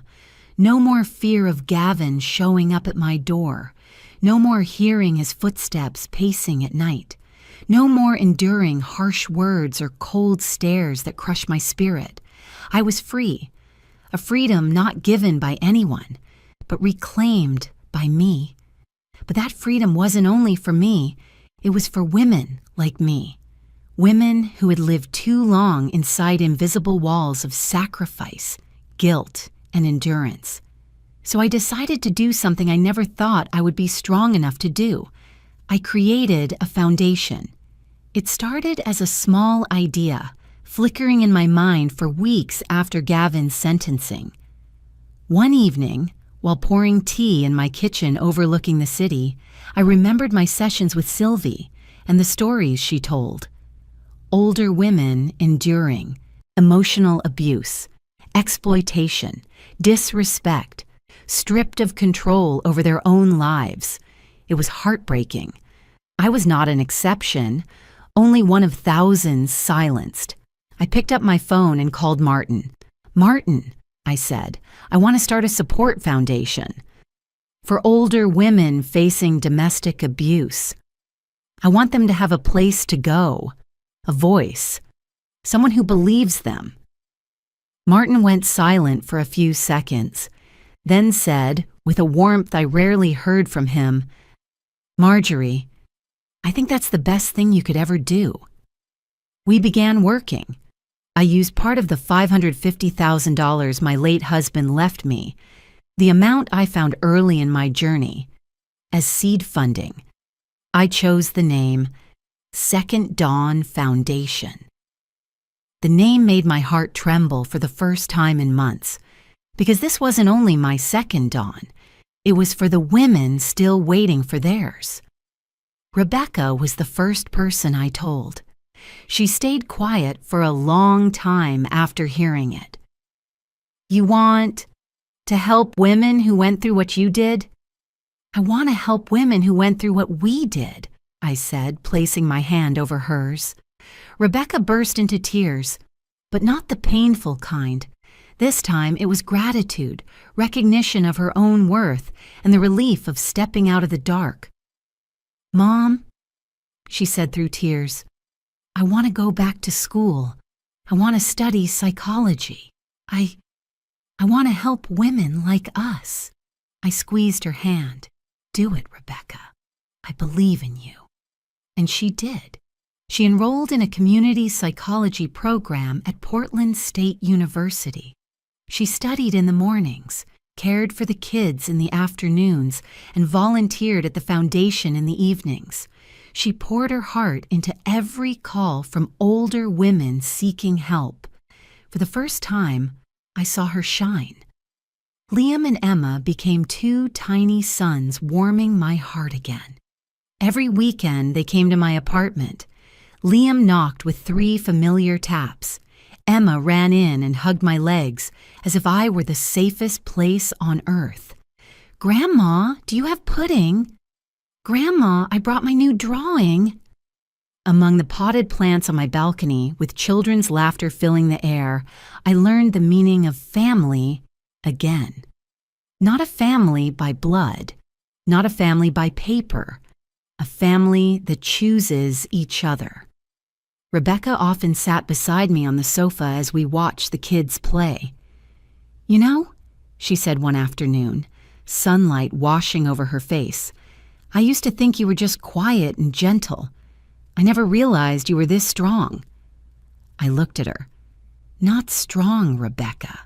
I just didn't want to be hurt anymore. As the foundation gained official approval, media attention grew. First a small magazine interview, then a local TV segment, then a national show. I never revealed every detail of the case. I kept the most painful parts private, but I shared enough for some 60 or 70-year-old woman sitting alone in a living room to think, if she could do it, maybe I can too. And they came. They wrote letters. They called. They lined up outside halls where I spoke. During seminars, I stood on stage and looked at rows of elderly women, some with silver hair, some in old cardigans, some clutching small handbags like holding their trembling youth. Many cried as they listened. One elderly woman took my hand afterward. Mrs. Wells, I thought I was the only one whose child treated me badly. Turns out we have each other. I hugged her, my heart softening. In their eyes I saw myself years ago, fragile, enduring until I had nothing left. And silently I thanked God, thanked fate for leading me out of that place. I also relearned how to love myself, not through makeup or expensive clothes, but by caring for my mental health, protecting boundaries, and placing myself first. I learned how to use money to protect me, not to please others. I bought a new balcony chair because I liked it, not because Gavin once called the old one outdated. I ate dinner at the restaurant I liked. I took small trips, alone, for the first time in decades. The comfortable life I live now isn't to show off. It's a reminder that I spent a lifetime enduring. And now I deserve better. No one controls me anymore. No one spends my money. No one uses age, weakness, or harsh words to crush my worth. I look in the mirror each night and smile gently. I'm back, and I'm stronger than ever. One afternoon, while Rebecca was at school and the kids were in class, I sat on the balcony watching the sunset. The last light stretched across the Willamette River like a golden silk ribbon.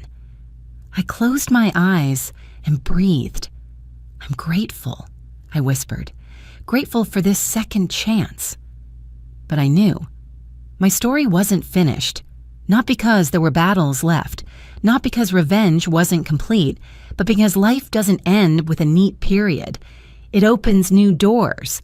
And at 70, I was stepping into the widest one yet, a door leading to healing, to freedom, to the woman I was always meant to be. 3 years passed since Gavin's sentencing. It sounds long, but to me it felt like a gentle breath the universe finally returned to me. My life settled. The foundation grew. Rebecca was close to graduating. My grandchildren thrived, and I became the version of myself I never thought I'd meet again. But that peace was stirred by a pale yellow envelope the mail carrier placed carefully in my hand on a rainy Portland afternoon. The top corner showed the prison's return address, sender, Gavin Wells. I stood frozen for a long moment before opening it. Not because I was afraid of him, but because I was afraid I might feel something I no longer wanted to feel. Afraid of pity, afraid of softening, afraid that 40 years of being a mother would try to slip back through the cracks I had worked so hard to close.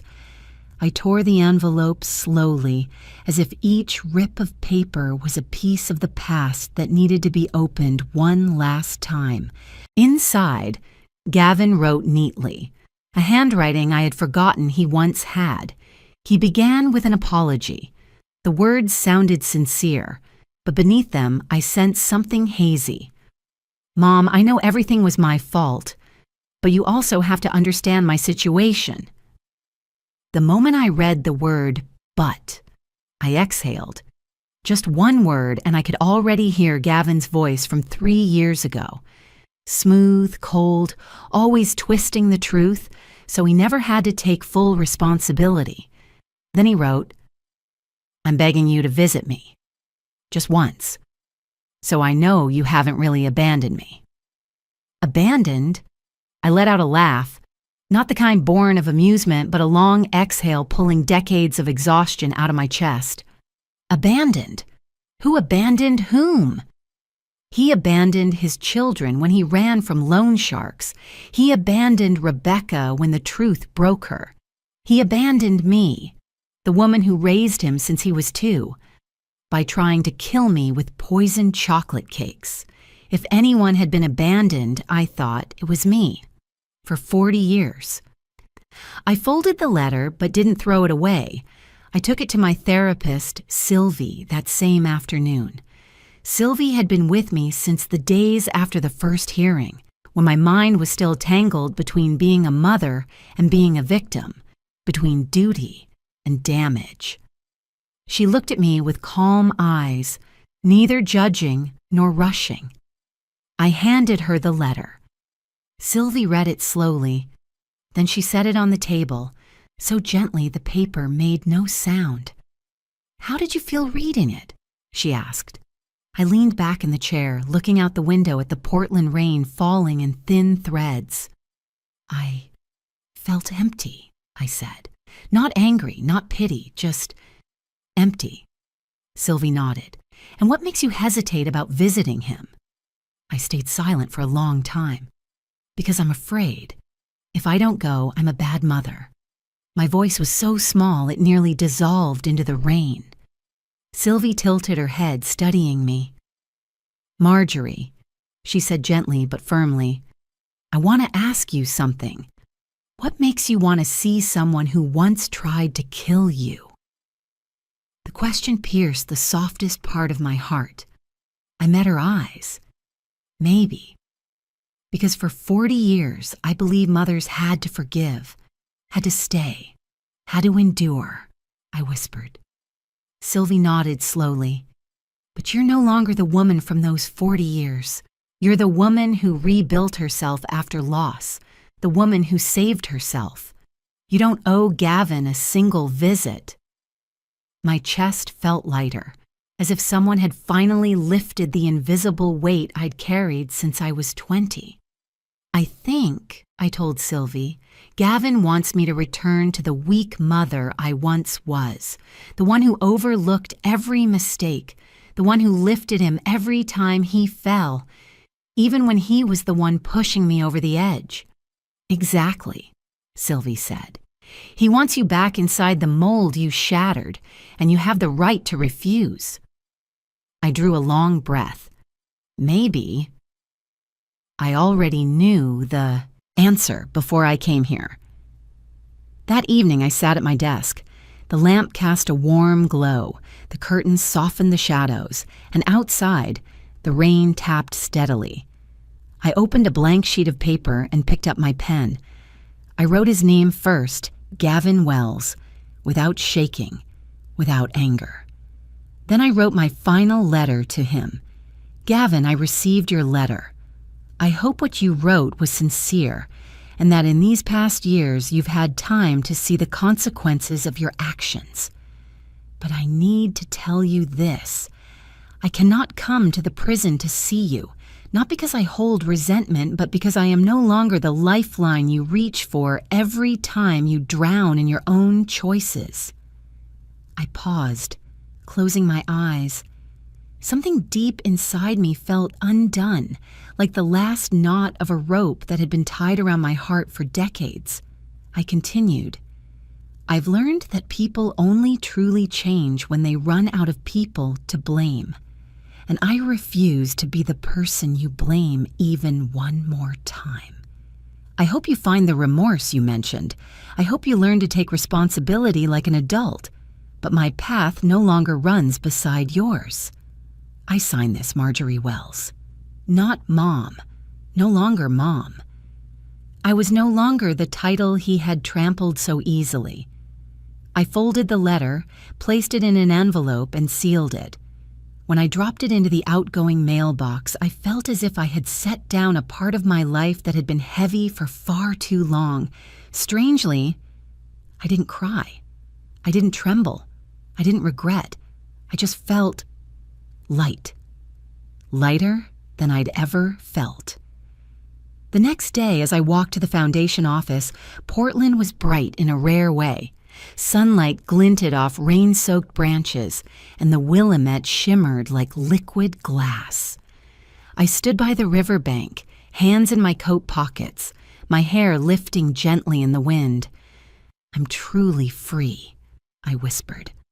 Not just free of Gavin, not just free of 40 years of darkness, but free of the worn-out, self-sacrificing version of myself, free from the pressure of being the proper mother, free from emotional debts, free from the illusion that enough love could change someone. I was free to live, to love, to build, to heal. I thought of the women who came to the foundation. I thought of the elderly women who hugged me and cried. I thought of Rebecca and my grandchildren. I thought of every life I had touched, and those I would touch in the future, and I smiled. I knew my journey had closed the old chapter, but new doors ahead were wide open. And me? I stepped into that light as someone entirely new. For the first time in 70 years, I was unafraid. Years passed since I mailed my final letter to Gavin. My new life flowed gently, like cool water over stones once rough. Every morning in my sunlit penthouse, I felt grateful that I chose to stand up, to save myself at a moment when it felt too late. But it turned out it's never too late for an older woman to start again. Second Dawn Foundation grew faster than I ever imagined. From a tiny office with 2 desks and a few worn chairs, we now had a full support center where older women could come, talk, receive legal guidance, and, most importantly, be heard without judgment. Hundreds of women came through those doors, some with snow-white hair, walking slowly, some trembling because it was the first time they dared speak aloud secrets they'd buried for decades. Some came just for a hug, a word of comfort, a reminder they weren't invisible. I saw myself in each of them. A woman who once believed sacrifice was duty, endurance was virtue, and family bonds had to be preserved no matter how twisted. Now they stood up, reclaiming their lives. Witnessing that warmed my heart every time. Rebecca, my daughter-in-law, became our lead counselor. She appeared in newspapers, on television, at statewide conferences. When people asked why she chose this path, she always answered, "Because my mother-in-law saved my family with the strength she spent a lifetime searching for." Every time I heard that, my throat tightened, not from sadness, but from a recognition I had never known. Rebecca had changed so much that it was hard to remember she was once cold toward me. Now she lifted other women the way I once lifted her. Liam and Emma grew stronger than I expected. They became the two small lights brightening my later years. Liam matured into a boy who loved helping others, while Emma proudly told friends I was the hero of the family. I laughed every time. A hero? I was only a grandmother who lived longer than her own pain, but to them, I was proof a family can be reborn after ruin. One year, I received an award honoring contributions to the senior community of Oregon. I wore a cream suit, James's pearl necklace, and stepped onto the stage in long applause. Holding the small trophy, I felt I was holding my entire journey. From the dark kitchen where I was treated like a burden, to the lit stage where I stood as a woman of strength and worth. One autumn night, Portland was chilly. I sat on my balcony with a soft wool scarf around my neck, watching the city light up like scattered stars. The wind carried the scent of rain and dry maple leaves. I closed my eyes, letting time pass over me like a slow-moving film. I remembered the day Gavin stood in the hospital and said that sentence I'll never forget. I remembered the night I pulled my keys from Paula's door, my heart hollow. I remembered signing the complaint against my own son, remembered the trial, Rebecca's tears on my shoulder, remembered the prison letter the moment I signed Marjorie instead of Mom. I had endured everything a lifetime could hold, and I survived. Not just survived.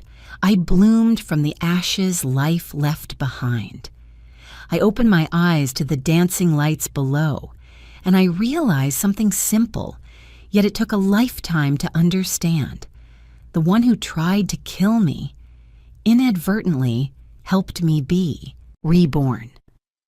If Gavin hadn't pushed me to the edge of death, I might never have been born again, never known my strength, never lived such a beautiful life in my final years. My story didn't end in tragedy. It ended in power, a power I paid dearly for, but never regretted. I knew my story wasn't just mine.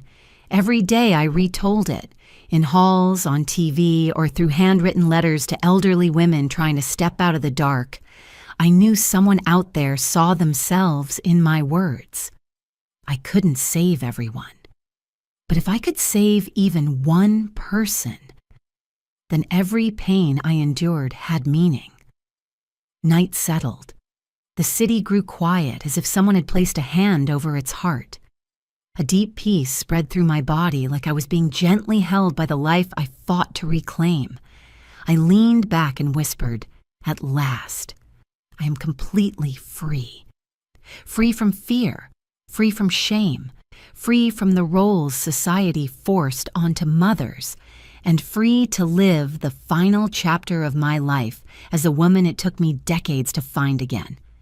I smiled, closed my eyes, and let my breath melt into the cool night air. And I knew, from this moment on, the past can no longer bind me. My life had closed every shadow and opened a dawn no one could take away. Thank you for staying with me until the end of my story. If you're still here and this journey touched your heart, I would truly love to know where you're watching from. Please tell me in the comments.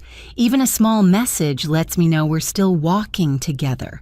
And if you want to hear more stories of strength, family, and rebirth in our later years, please like, comment, and subscribe. From the bottom of my heart, thank you for sharing your time with me today. The basement door had barely closed when I heard the lock click above my head. I spun around, my heart pounding wildly. "Daniel?" I called my son's name, my voice trembling. There was no answer, Only my daughter-in-law's voice floated down, cold and flat. "Just stay down there, the doctor's on the way." Before I could even understand what was happening, my husband leaned close to my ear and whispered something that sent a chill straight through me. "Don't panic. They don't know what's hidden behind that wall." I followed his gaze, and for the first time after 46 years of marriage, I realized I had never truly known the man standing beside me. If you're still listening, tell me where you're watching from. Every comment you leave is another mark in this journey. And if this story has touched you, don't forget to hit like so it can reach even further. For the first few seconds, I stood frozen in the familiar basement that had suddenly become foreign. The old ceiling bulb swayed slightly, its weak yellow light spilling over stacked cardboard boxes, old Christmas decorations, family photo albums, a few wooden chairs with broken legs that Howard had always refused to let me throw away. I had come down here countless times over more than 30 years of living in this lakeside house, but never had it felt so small and suffocating. "Howard, I don't understand," I whispered, my hand gripping his arm like a survival reflex. "They locked the door." I rushed to the stairs and yanked hard on the doorknob. It didn't budge. I pounded my hands against the wooden door, the sound echoing back hollow and frighteningly weak. "Daniel, what are you doing?" "Open this door right now." My voice broke apart, no longer holding the calm of a mother used to protecting, used to enduring. From upstairs, I heard footsteps moving away.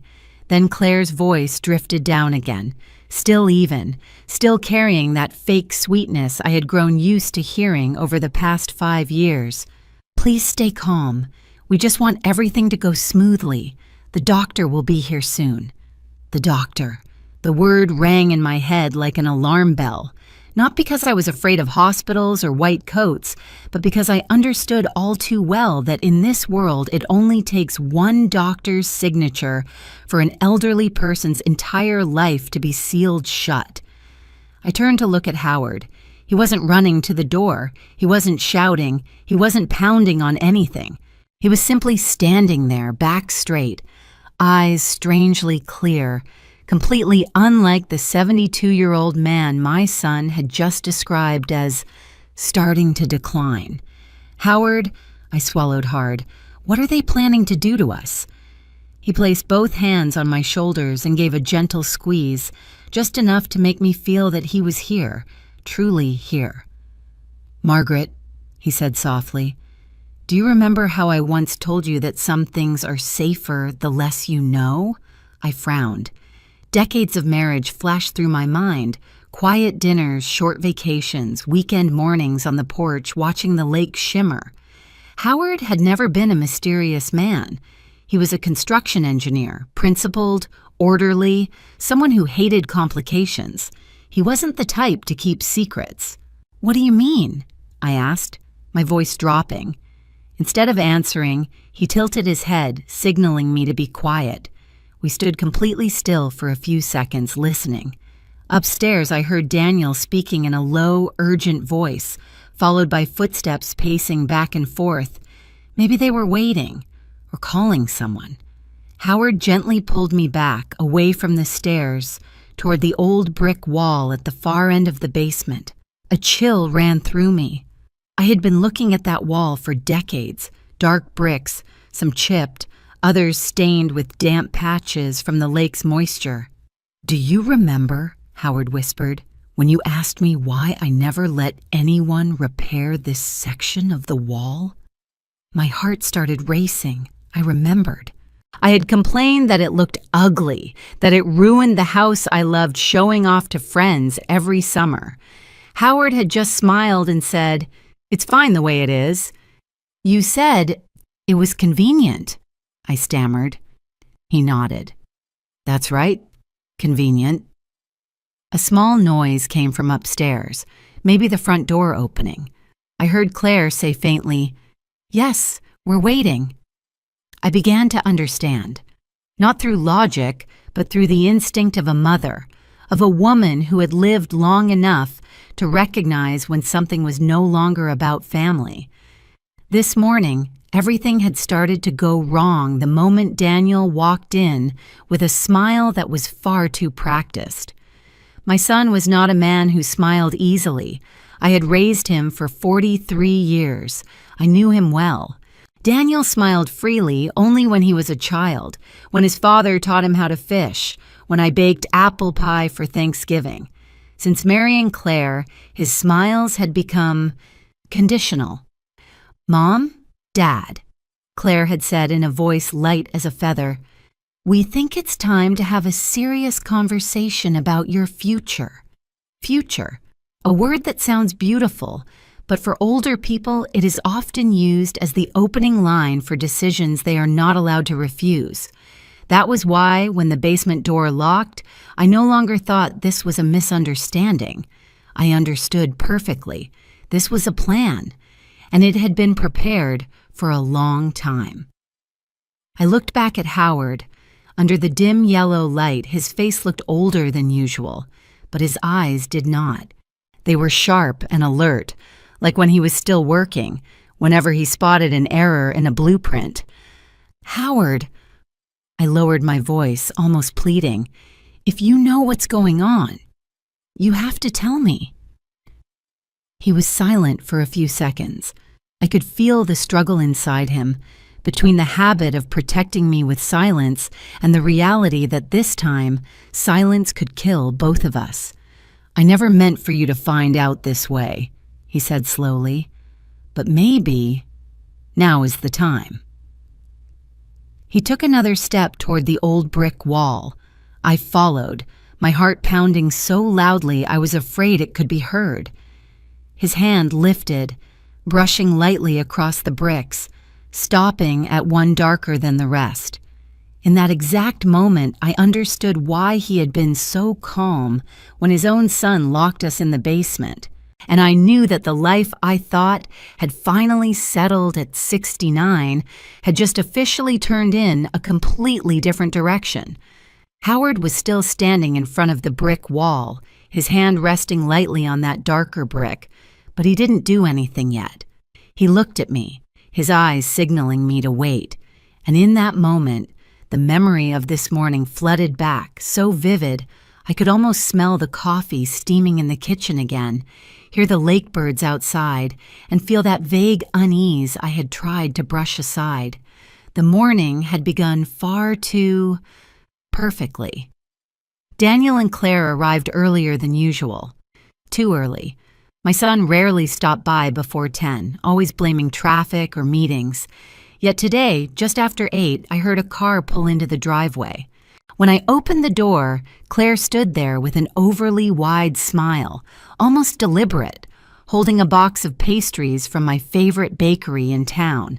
"Mom, I know you like blueberry," she said, her voice sweet as honey. Daniel stood behind her, hands in his jacket pockets, nodding as he explained, "We just thought, it's been a long time since we had a serious family talk." That single sentence sent a chill down my spine. Serious talks in families rarely bring good news, especially when they come with pastries and forced smiles. We sat around the kitchen table. Morning sunlight streamed through the large window overlooking the lake, reflecting off the calm water. I remember thinking, how strange, on such a beautiful morning to feel so heavy inside. Claire began. She was always good at this. "Lately you've been looking more tired," she said, placing her hand on mine, a gesture I once thought was caring, but now, looking back, felt controlling. "You're always worrying about Dad, about the house, about everything. I think you deserve to rest." I was about to brush it off with a laugh, but before I could speak, Daniel continued, his voice slow and careful, like he was reading from a rehearsed script. "And Dad, he's been forgetting things lately," he said. "Last week, he even forgot a doctor's appointment." Howard looked up from his newspaper. "I didn't forget. I rescheduled." Daniel avoided his father's eyes. Claire immediately cut in. But the doctor said it already. Little signs like that, we shouldn't ignore them. I set my coffee cup down on the table. The soft clink sounded louder than usual. "Which doctor?" I asked. Claire smiled. "Dr. Cole, the one I introduced last time." I remembered that visit very clearly. A completely routine checkup, where Howard answered every question clearly, even joking that he remembered his doctor's schedule better than his own birthday. Claire leaned closer to me, lowering her voice into something intimate and concerned. "Mom, we're just worried. People say at this stage many older folks don't realize they're getting weaker." I realized I was being placed into an invisible box, one labeled elderly and lacking self-awareness. Then Claire mentioned a name I had never heard before, Silver Haven Residence. "It's a wonderful place," she said, her eyes lighting up. "A high-end senior living facility like a resort. Private rooms, doctors on duty, 24 hours, an indoor pool, a book club. You'd love it." "We already went to see it," Daniel added, unable to hide his enthusiasm this time. "The scenery is beautiful. Security is great. You and Dad wouldn't have to worry about anything." I remember asking, very slowly, very carefully, "How much does it cost?" Claire hesitated for just a breath, then answered as if it were nothing. "About $8,500 a month. For both of you." I did the math quickly in my head. $8,500 a month. More than $100,000 a year. I looked at Daniel, then at Claire. My son worked in sales, his income unstable. Claire worked at a bank, earning a decent salary, but not enough to casually cover a number like that. "And who's paying?" I asked. The air in the kitchen suddenly grew heavy. Claire looked at Daniel. Daniel sighed as if I were the one being difficult. "You have this house," he said, his tone softer but no longer respectful. "It's too big for just the two of you anyway. Selling it would be enough to take care of the future." The lakeside house. The house Howard and I bought with a 30-year mortgage. The house where Daniel grew up, where he learned to swim off the wooden dock in the backyard, where I once sat sewing his high school graduation gown. And now it was being spoken of as a number in a calculation. "So," I said slowly, "you want to sell your parents' house, put us in a nursing home, and then what about the rest?" Claire rushed to answer. "You're misunderstanding. Everything is for you. The remaining money will be managed carefully. You won't have to worry about anything." I looked at Howard. He folded his newspaper and sat up straight. "No," he said. Just one word. Clear, final. "Dad," Daniel began. "I said no," Howard repeated. "We're not selling the house, and we're not going anywhere." I had never seen Claire's expression change so fast. The smile on her lips froze, then vanished, revealing something colder and harder underneath. "Howard," she said, calling him by his name for the first time without Dad. "The doctor has already been clear. You're not in the best condition to make decisions anymore." I felt the blood rush to my face. "What are you talking about?" Claire turned to me, her eyes carrying a carefully polished look of pity. "Mom, you're always protecting Dad, but have you thought that you might be exhausted too?" The words were like a velvet-wrapped knife. They didn't draw blood right away, but they cut deep. Daniel stood up, pulling his chair back with a harsh scrape against the floor. "You should think carefully. We've already prepared the paperwork." "What paperwork?" I asked. Claire opened her purse and pulled out a thick folder. I glanced at it and saw familiar but terrifying words. Property transfer, legal power of attorney, capacity evaluation. Howard stood up. He didn't raise his voice, but it hardened. "I'm not signing anything." A heavy silence fell over the kitchen. Then Daniel said the sentence that, even now, standing in this cold basement, I still hear word for word. You're no longer clear-headed enough to make your own decisions. From that moment on, everything was decided. Now, standing in this cold basement, I understood that this morning had never been a family discussion. It was the first trial, and the verdict had already been written. They were just waiting for us to sign. Howard turned to look at me. His eyes were no longer those of the gentle older husband I was used to, but of a man who had been preparing for this for a very long time. You see, he said quietly, this wasn't sudden. I nodded, my throat dry. Above us, I heard footsteps returning, faster this time. Howard took a deep breath. Then he turned fully toward the old brick wall, and I knew that what I had once believed was my peaceful past had just been violently torn open. Howard had just turned fully toward the brick wall when, above our heads, I heard a phone ring. It wasn't Daniel's familiar ringtone, but Claire's, sharp and short. The sound echoed down into the basement through the stairwell gap, cold and clear, so sharp it felt like someone had knocked directly against my temple. Yes, doctor. Claire's voice came through, smooth and terrifyingly calm. I think their condition has worsened. I froze. Howard stopped. He didn't turn around, but I saw his shoulders tense slightly, a tiny, lightning-fast reaction, as if he had been waiting for this exact moment. I know, Claire continued, lowering her voice, though every word still reached my ears. The delusions are more obvious now. They believe we're conspiring against them. Yes, especially her. Me. I clapped a hand over my mouth instinctively, as if afraid that even breathing too loudly would be taken as proof of so-called delusions. My heart began to race, pounding so hard I felt dizzy. Yes, Dr. Raymond Cole, Claire went on, sounding as though she were reading from a report. We followed all the instructions. No, they're not cooperative. The husband is still very stubborn. Yes, I think a direct evaluation is necessary. There was a brief silence.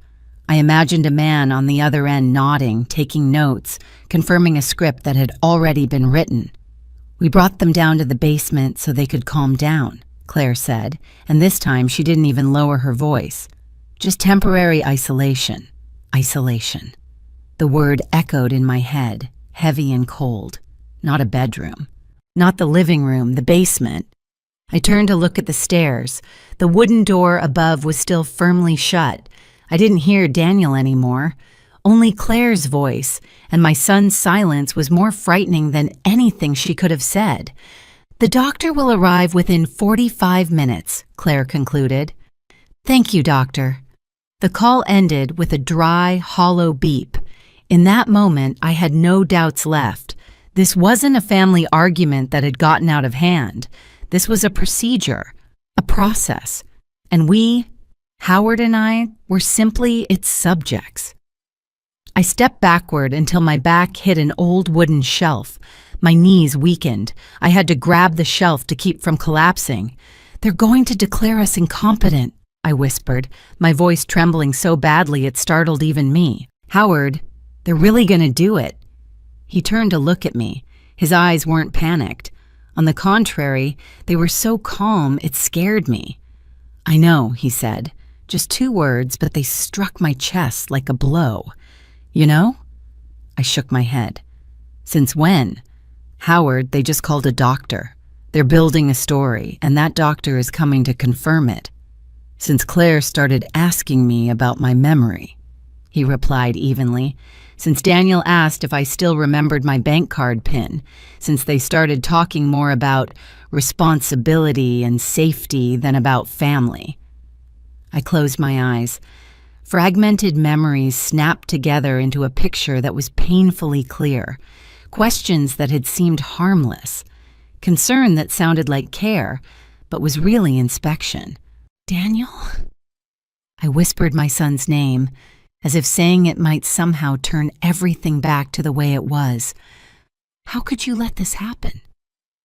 I looked up at the stairs, as if I could see through the wooden door and into his face. In my mind, I saw Daniel as a little boy, brown-haired, scraped knees, running toward me after every fall from his bicycle. The child who once sobbed uncontrollably just at the thought that his parents might be angry with him. Now that same child was standing upstairs, silently letting his wife call a doctor to declare his mother delusional. Daniel couldn't avoid this, Howard said softly, as if reading my thoughts. He's already made his choice. I spun around. No, he's just being manipulated by Claire. You know Daniel. He's not that cruel. Howard didn't argue. He only looked at me, his eyes filled with both compassion and resolve. Have you noticed, he said, that he hasn't looked you in the eye once since this morning? The words stopped me cold. I replayed it in my mind, in the kitchen, when I asked about the money, when I asked about the paperwork. Daniel had always looked down at the table or over at Claire. Not once had he met my eyes. My heart twisted. Above us, I heard footsteps. Then Daniel's voice came down the stairs, for the first time since the door had been locked. "Mom!"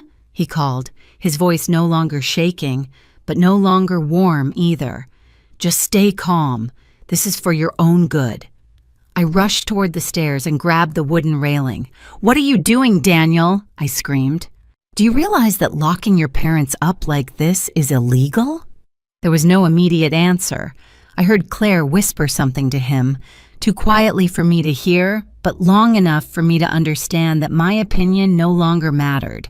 "The doctor is just coming to evaluate," Daniel said afterward. "If everything's fine, you'll be allowed back to your room." Back to your room. Not opening the door, not apologizing, not letting us out, but allowed back to your room. A wave of panic surged through me, fast and violent. My heart pounded so hard I had to press a hand to my chest. The air in the basement felt thick, hard to breathe. "Howard," I gasped, "I can't breathe." He stepped to me immediately, placing a hand on my back, rubbing it in slow, steady circles. "Look at me," he said, his voice low but firm. "Breathe in. Now breathe out. Slowly." I did as he said, though tears were already spilling over. In my mind, the worst possibilities lined up one after another. I had heard too many stories. With just one word, incompetent, I could lose the right to make decisions about my property, my home, even my own medical care. They could take me anywhere, keep me there, and call it care. "Howard," I whispered, tears running down my chin. "If that doctor signs the papers, what do we do?" He looked straight into my eyes. "That's why I've been staying calm." The words sent a chill through me. Not fear, realization. The man standing in front of me was no longer the gentle, older husband I had known in daily life. "They think this basement is isolation," he continued, his voice low and clear. "But to me, it's something else." "What?" I asked, barely breathing. Howard turned his head, scanning the basement. Every corner, every shadow, every old brick. He didn't answer right away. "Margaret," he said finally, "do you trust me?" I didn't hesitate. "Yes." "Then listen to me," he said. "No matter what you hear upstairs, no matter what they say, don't react on instinct. Don't argue. Don't try to prove you're lucid. Let them believe they're in control." I swallowed hard. "Why?" He stepped toward the brick wall again. His hand rested once more on that darker brick, this time firmly. "Because," he said, "in this kind of game, the person who thinks they've already won is usually the one who loses the fastest." Above us, I heard a car pull up outside, doors closing, new footsteps, heavier, slower. The doctor had arrived. My heart was pounding so hard I was sure the entire basement could hear it. I looked at Howard, then at the old brick wall, and for the first time since the basement door had slammed shut behind me, I understood that my greatest fear was no longer being declared incompetent. It was about to learn the truth my husband had been hiding for nearly half a lifetime. The footsteps above grew closer, but Howard didn't turn around. He stood close to the old brick wall, his hand placed exactly on that darker brick I had seen for decades without ever noticing. Under the basement's weak yellow light, it looked no different from the others, old, rough, anonymous. If not for this moment, I would never have believed that something so ordinary could change an entire life. Howard took a deep breath. I watched his chest rise and fall, slow and controlled. He pressed his thumb lightly against the brick. At first, nothing happened. My heart pounded. I even thought I had imagined it, that this was just a hopeless attempt to calm me in the middle of panic. Then suddenly, a very small click sounded. Not loud, not dramatic, but in the enclosed space of the basement, it was so clear that goosebumps rose on my skin. Howard pushed the brick inward, not forcefully, not prying, but with a familiar motion, as if he had done this many times before. A thin seam appeared between the surrounding bricks. Then an entire section of the wall shifted slightly to the side, revealing a narrow black gap. My mouth fell open, but no words came out. Howard slid his hand into the opening and pulled gently. The whole section of wall moved aside like a hidden door. Behind it was not concrete or dirt, as I had always assumed, but a completely different space. Darker, deeper, and terrifyingly organized. "My God," I whispered, my voice breaking. Howard reached inside and flipped a small switch. White light flooded on. Not the old basement bulb, but sharp modern lighting, the kind I'd only ever seen in offices or professional workspaces. I stood frozen. Inside was a sealed room, not large but obsessively neat. Metal shelves lined both walls, stacked with carefully labeled file boxes. A work desk sat in the center, holding a fairly new desktop computer, a small printer, and a thick bundle of documents tied neatly together. In the corner, a dark gray safe rested against the wall, heavy and solid. I stepped forward once, then stopped, as if afraid that one more movement might make everything collapse.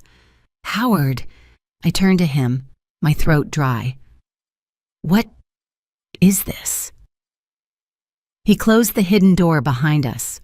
When the wall slid back into place, the outer basement seemed to disappear entirely, leaving us in a separate space, so quiet I could hear my own heartbeat. "I meant to tell you," he said, his voice low and steady, "but not now. Not like this." I let out a shaky, breathless laugh. "Are you kidding me? Howard, I've lived in this house for 30 years. I've cleaned every corner, every stair. I thought I knew every brick in it." He looked at me, a flicker of regret crossing his eyes. "I know." I slowly turned in a circle, my hand brushing over the file shelves, touching labels with years, locations, names. They weren't family papers, not bills or renovation contracts. They looked like evidence. "How long have you been doing this?" I asked. "Almost 24 years, he replied. 24 years. The number hit me like a slap. 24 years. Nearly as long as we'd owned this house. All that time, I said slowly, I knew nothing. Howard sat down in the chair by the desk. Suddenly, he looked visibly older. His shoulders sagged, his back curved slightly, as if the weight he'd carried for so long had finally been set down. "I wanted you to be safe," he said. "I wanted you to live a normal life." I swallowed. "And you?" He didn't answer right away. Instead, he opened a drawer, pulled out a thick folder, and placed it on the desk. On its cover was a year that made my blood run cold. 2001. I didn't retire, Howard said, no longer evasive. I disappeared.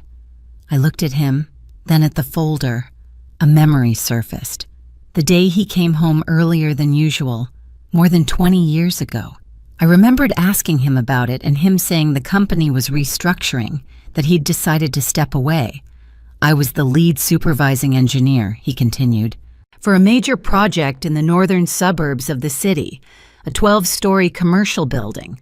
I heard the name of that city, heard that location, and a cold sensation ran straight down my spine. I had seen it on the news before, a long time ago.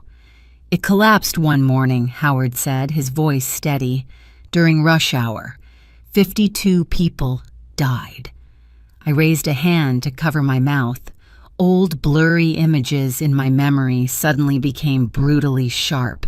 Piles of concrete, ambulances, blankets covering motionless bodies. You? You were involved? I asked, my voice barely sounding like my own.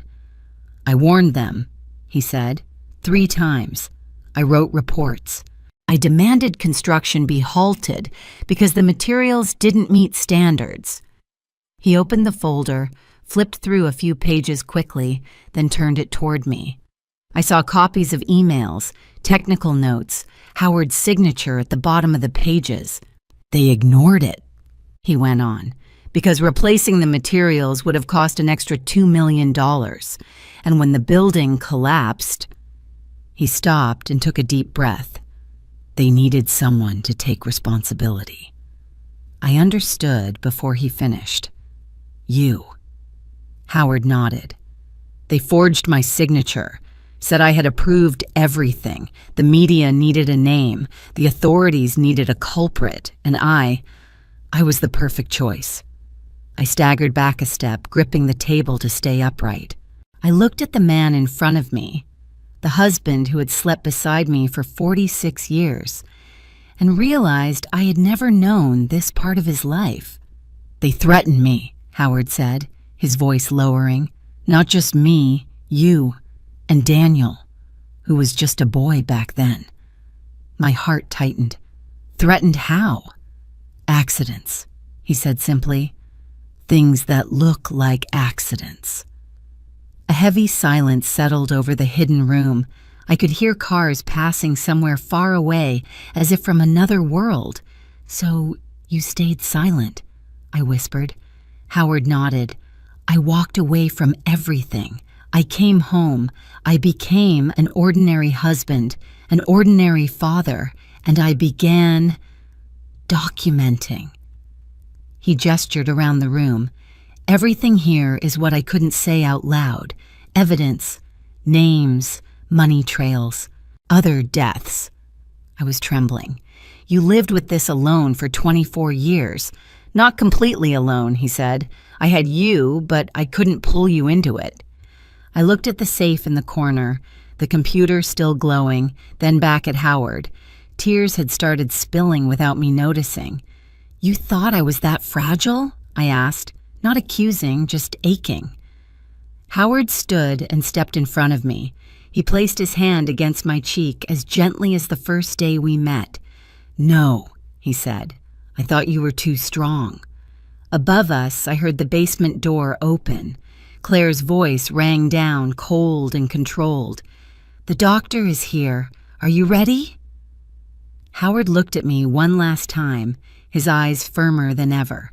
Margaret, he said, from this moment on, nothing will be the same. I nodded, tears running down my cheeks, because I knew that the secret buried for 24 years had just been unearthed. Claire's voice still echoed in my ears, but inside the hidden room behind the false wall, time seemed to slow. Howard stood at the desk, one hand resting on the thick folder, while I sat down on the metal chair beside it, my mind spinning under the weight of the truth that had just crashed down on me. How long have you been watching them? I asked, my voice hoarse from crying. Howard didn't answer right away. He opened the left drawer and took out an old notebook, its cover worn, the edges of the pages yellowed. He placed it in front of me and said slowly, 23 years. I opened the first page. The dates were written carefully, Howard's handwriting painfully familiar. The first page held a single line: Black Ridge Development. Surveillance begins. Black Ridge Development. The name wasn't unfamiliar. I had seen it on billboards along the highway, on newly built office towers. In business articles Howard used to skim in the mornings. A large, successful corporation, praised as a symbol of modern urban development. Their chairman is Victor Harlan, Howard said, as if mentioning an old acquaintance, one of the most powerful men in this state. I looked up at him. You know him? Howard gave a thin smile. Not socially, but I know him very well. He pulled a file box from the shelf and opened it. Inside were copies of contracts, expense statements, printed emails, everything organized by year, by project, by name. After the collapse in 2001, Howard said, I started there, not for revenge, but to understand. Understand what? I asked. Why a building could collapse like that, he replied, and why the people truly responsible kept building, kept being celebrated. I skimmed a few pages. The numbers staring back at me were no longer familiar household expenses, but sums so large they made me dizzy. Howard pointed to a ledger. This, he said, bribes, disguised as consulting fees. He flipped to another page. This is money laundering. Subsidiaries, shell companies, routed through 3 states, then back again. Each page he turned felt like another blade cutting deeper into my understanding of the world I thought I lived in. I had believed these things existed only in newspapers and on television. I never imagined they were hidden right beneath my feet, behind an old brick wall. They signed contracts for cheaper materials, Howard continued, his voice even, like someone who had told this story too many times in his own head. They falsified inspection reports, and if anyone noticed, he stopped, his eyes darkening. Then that person went silent. How? I asked. Though I already suspected the answer, Howard pulled 3 photographs from another file and laid them on the desk in front of me. 3 men, 3 different faces, but they shared something in common. Serious, intelligent eyes. 3 engineers, he said. They worked for Black Ridge. They asked questions. I picked up one photo. Accidents, Howard said. One fell from scaffolding. One died in a gas line explosion at home. One was hit by a car while jogging. I shuddered. And no one questioned it? Some did, he replied. But suspicion isn't enough. Not when you're up against money, politics, and connections you can't see. I set the photos down, my hands shaking. You lived with all of this, and still came home, had dinner with me, took our son to school. Howard nodded slightly. I had to, so no one would suspect anything, so you and Daniel would be safe. And you? I asked. He smiled sadly. I wasn't on the priority list. I turned away, not wanting him to see my tears, but in that small room there was nowhere to hide. You keep everything here? I asked, forcing my voice to stay steady. Not just here, Howard said. This is only part of it.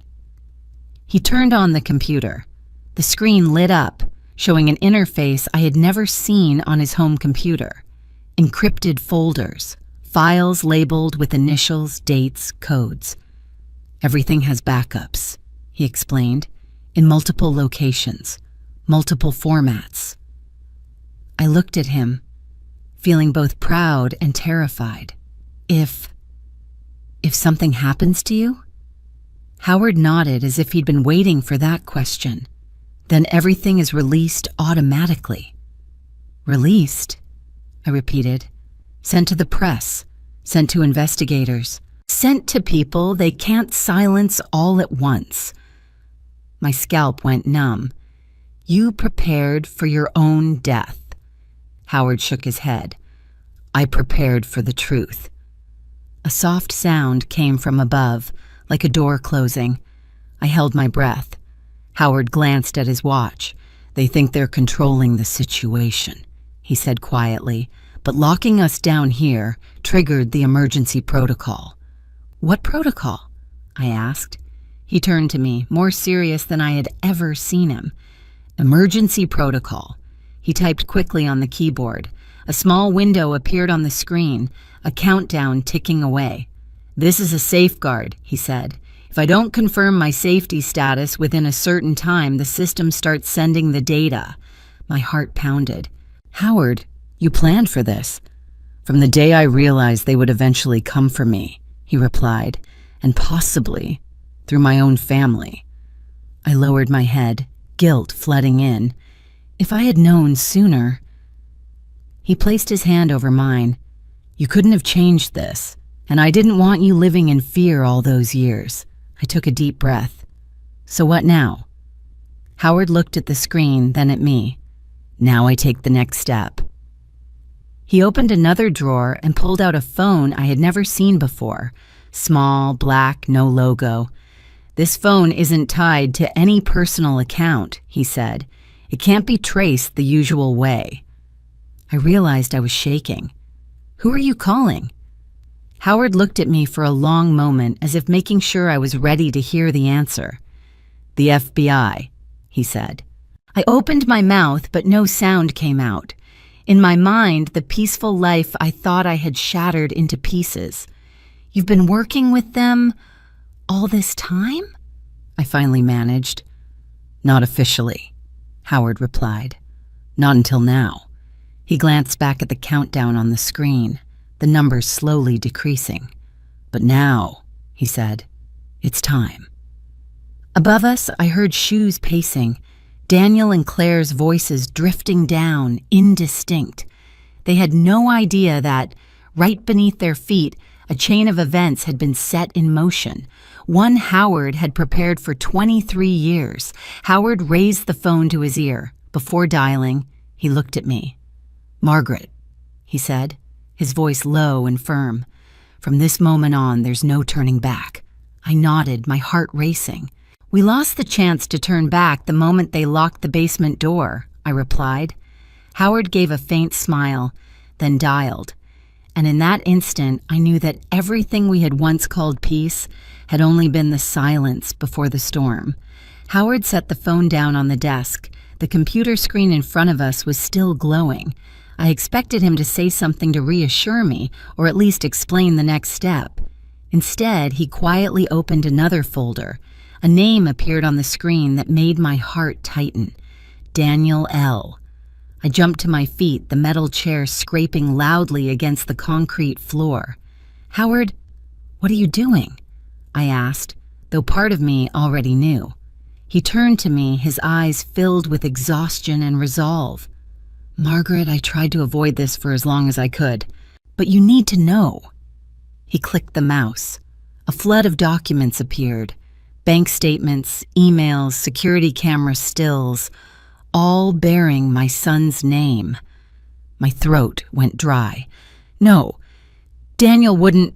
Howard raised a hand, signaling me to sit. "Look." I looked, and line by line, number by number, it felt like hammer blows crashing into my chest. $372,000. The figure was highlighted in red on a summary sheet. Gambling debt accumulated in less than 2 years. "Casinos in Atlantic City," Howard said slowly, "and several underground gambling rooms." I shook my head, feeling like I was reading the file of a stranger. "Daniel doesn't gamble. He's always hated that stuff." Howard didn't argue. He simply turned to another page. Photos of Daniel leaving a casino, a baseball cap pulled low. Another image showed him sitting in a VIP room, stacks of multicolored chips in front of him. I closed my eyes and took a deep breath. "Why do you have all of this?"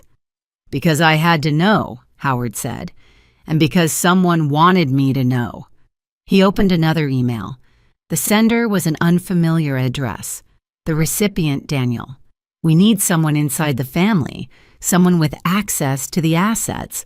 You're a good fit." I let out a hollow laugh. Family? Is that what they're calling us? Howard didn't laugh. They're talking about you and me. I looked at him, then back at the screen. What about Claire? I asked, my voice shaking. Howard typed a few keys. Another folder opened, labeled Claire B.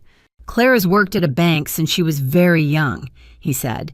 At first, just an administrative position.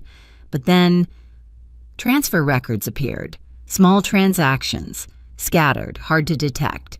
But when assembled, they formed a clear money trail. Funds moving in, funds moving out, routed through multiple accounts and shell companies. She helped move the money, Howard said. Not directly, but enough to stay under the radar. Daniel owed money. Blackridge offered a solution. My stomach twisted. What solution? Money laundering, he replied, and in return, they wiped out his debt. I stood up and took a few steps around the cramped room, clutching my chest.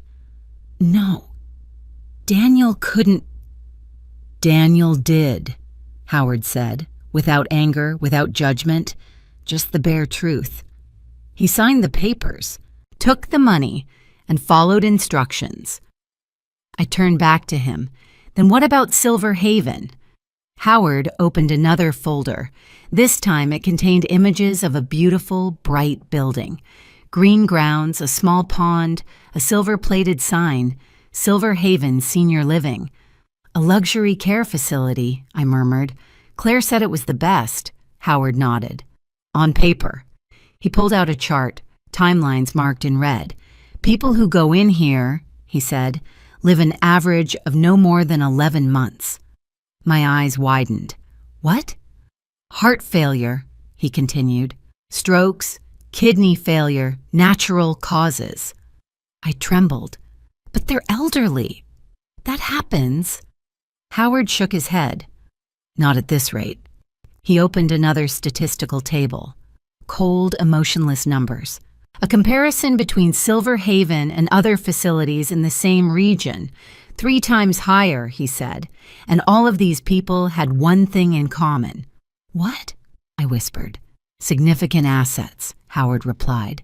Homes, retirement funds, real estate. My head felt like it was about to explode. You're saying? Silver Haven is a legal place to end the lives of wealthy seniors, he said, with paperwork, with signatures, with decisions made in their best interest. I collapsed back into the chair, no longer able to stand. And Daniel, Howard looked at me, sadness deeper than ever in his eyes. Daniel needed money, and they needed control of our assets. So that's why they said we were incompetent, I whispered, the pieces finally fitting together. That's why they wanted legal power of attorney. Howard nodded. Once we enter Silver Haven, the assets transfer legally.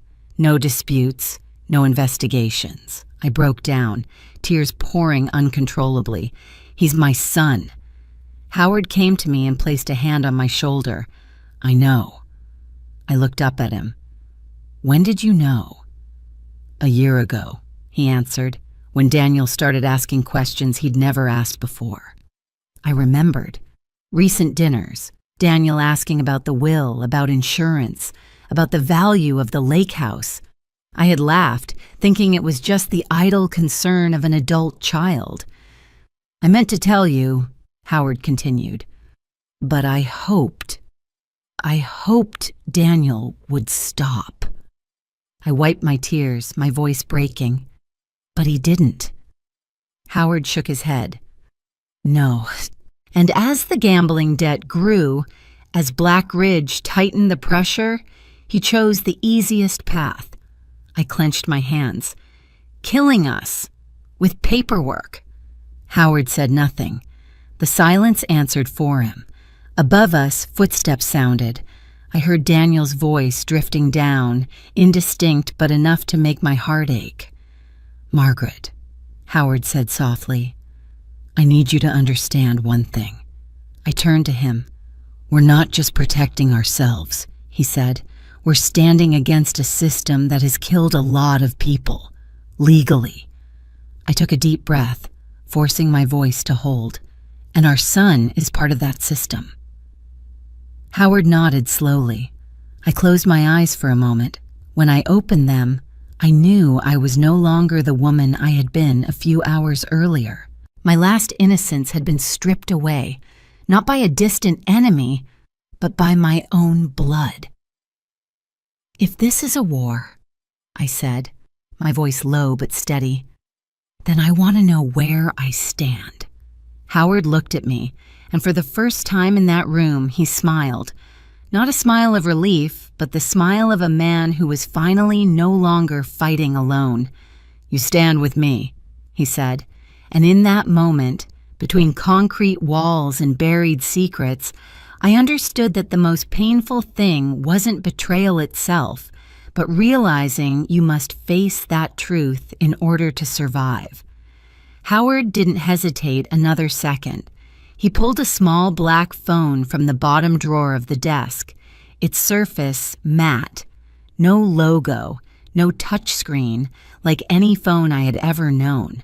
It looked like a device from another world, a world I had just been dragged into without time to adjust. "Satellite phone," Howard said, as if reading my thoughts. "It doesn't rely on local towers. It can't be cut off." I watched him dial a short sequence of numbers, fast, decisive. My heart was pounding so loudly I feared the people upstairs might hear it. The call connected almost immediately. "Lewis?" A woman's voice answered, calm and firm. "Confirm identity." Howard responded with a string of characters I didn't understand. The woman fell silent for 2 seconds, then her tone changed. No longer verification, but confirmation. "Confirmed. Are you safe?" Howard glanced at me. "Not yet," he said, "but we're alive." I heard the sound of typing on the other end. Then her voice came back clearer, more serious. "Our team is en route. Estimated time to reach you, 45 minutes. 45 minutes. Under normal circumstances, that would be just the time it takes for a cup of coffee to go cold. Right now, it felt as long as an entire lifetime. "Silver Haven," Howard continued, "and Dr. Raymond Cole." "We know," the woman replied. "Both have been under surveillance for over 2 years." I held my breath. Howard didn't look surprised, but for me, it was another blow to my understanding. "Daniel and Claire," Howard said slowly. "They locked us in the basement." There was a very brief pause. Then her voice turned icy. "In that case," she said, "they are approaching the threshold of committing federal kidnapping." I closed my eyes. My son. The word kidnapping sounded too distant, too brutal to be attached to the name Daniel, the boy who once sobbed when he broke his arm at 8, who used to call me every night his first week of college because he couldn't sleep. "We need you to remain where you are," the woman continued. "Do not confront them. Do not reveal yourselves." Howard nodded instinctively, even though she couldn't see him. "Understood." The call ended. Howard set the phone down, his hands still steady.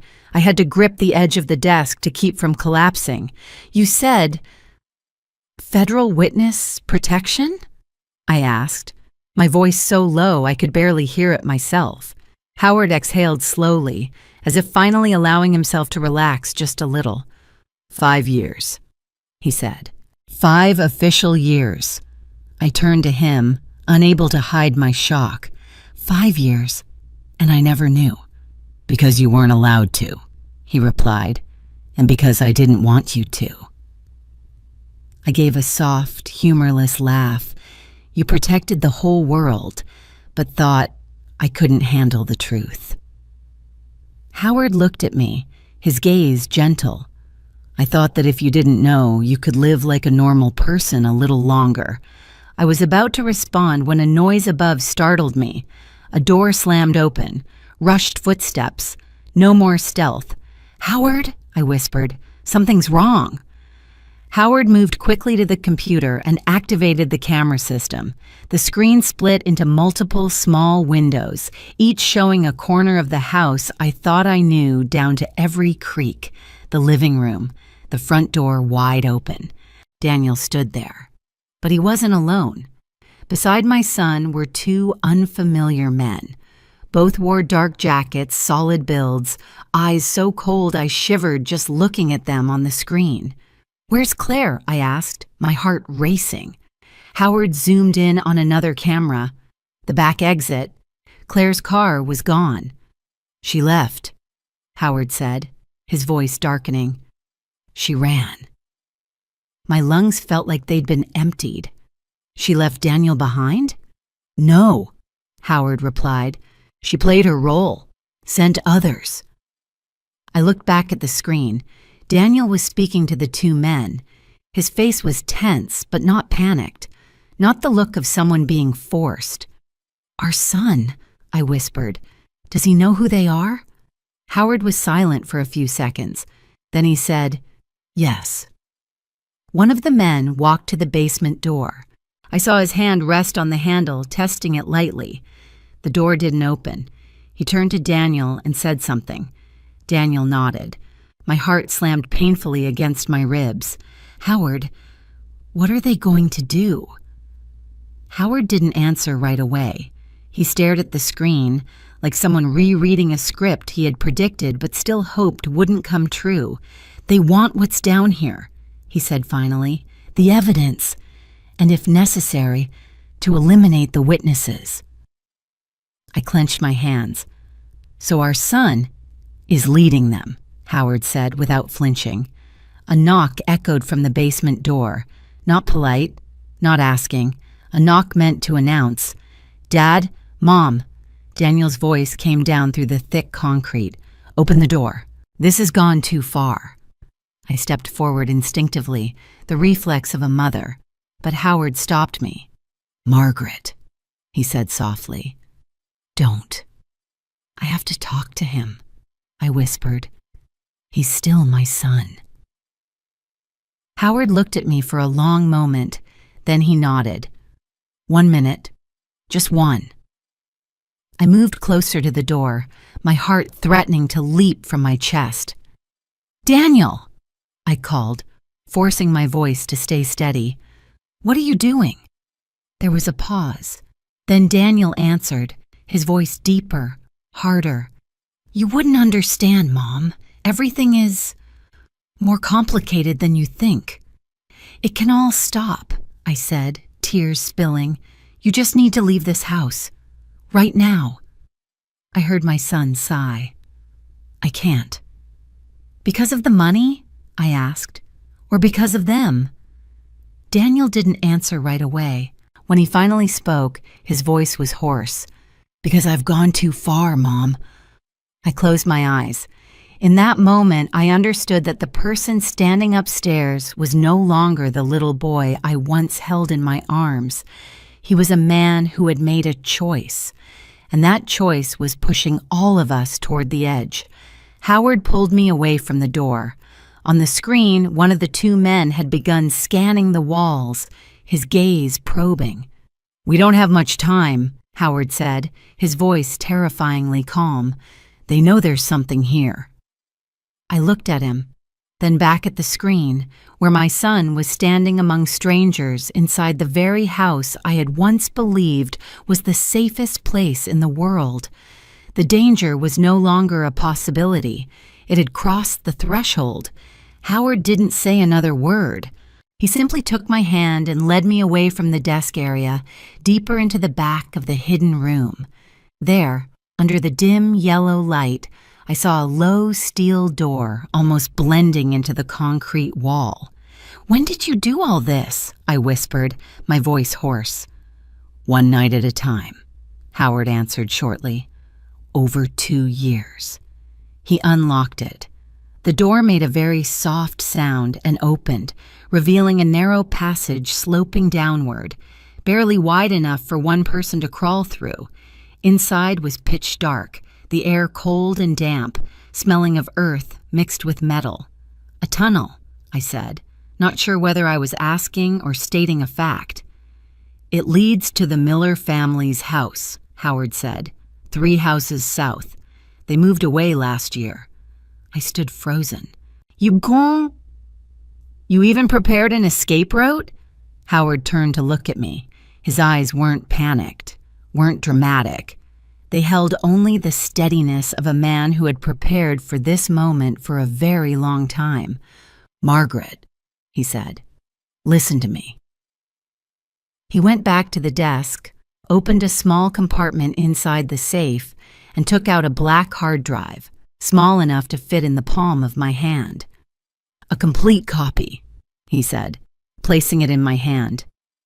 "Everything." I gripped it, feeling as though I were holding our entire life, and perhaps the lives of many others.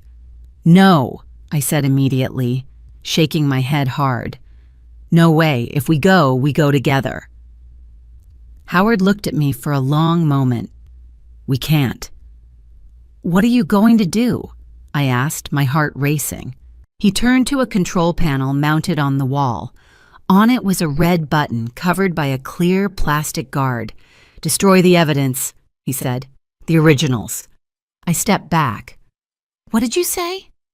"If they get into this room," Howard said slowly, "they can take or alter the data. The external copies won't matter if they can prove the source was compromised." "But you said there was an automatic system." "It still needs time," he cut me off, his voice turning firm for the first time. "And we don't have time." The sounds upstairs grew louder, no longer cautious footsteps, but heavy shoes moving straight down the basement stairs. I heard metal scraping against the wall, low, urgent voices. "Howard," I said, tears spilling over, "you can't stay."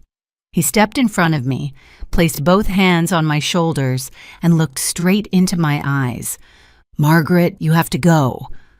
"What about you?" I asked, my voice breaking. He smiled very faintly. "I'll stay here, and I'll make sure they don't get what they want." I shook my head, desperate. "Daniel is our son." Howard closed his eyes for a brief moment. When he opened them, his calm was almost unbearable. "And that's exactly why you have to go." The outer basement door burst open. Metal scraped hard against the steps. I spun around in shock. "No time," Howard said. He pushed the hard drive deeper into my hand. "Take this. Go. Now." I didn't know where I found the strength to keep talking. "If you stay, I know," he said, "but I also know what I'm doing." He pulled me into a tight embrace. The familiar scent of his clothes, the familiar rhythm of his heartbeat. Everything burned itself into my memory one last time. "Margaret," he whispered in my ear, "you live. That's what matters most." I had no strength left to argue. The footsteps were very close now. I heard Daniel's voice echoing down, tense and urgent. "I know you're down there, Dad," Daniel shouted. "Don't make this worse." Howard released me and gently pushed me toward the tunnel. "Go," he said. I bent down and crawled into the narrow passage.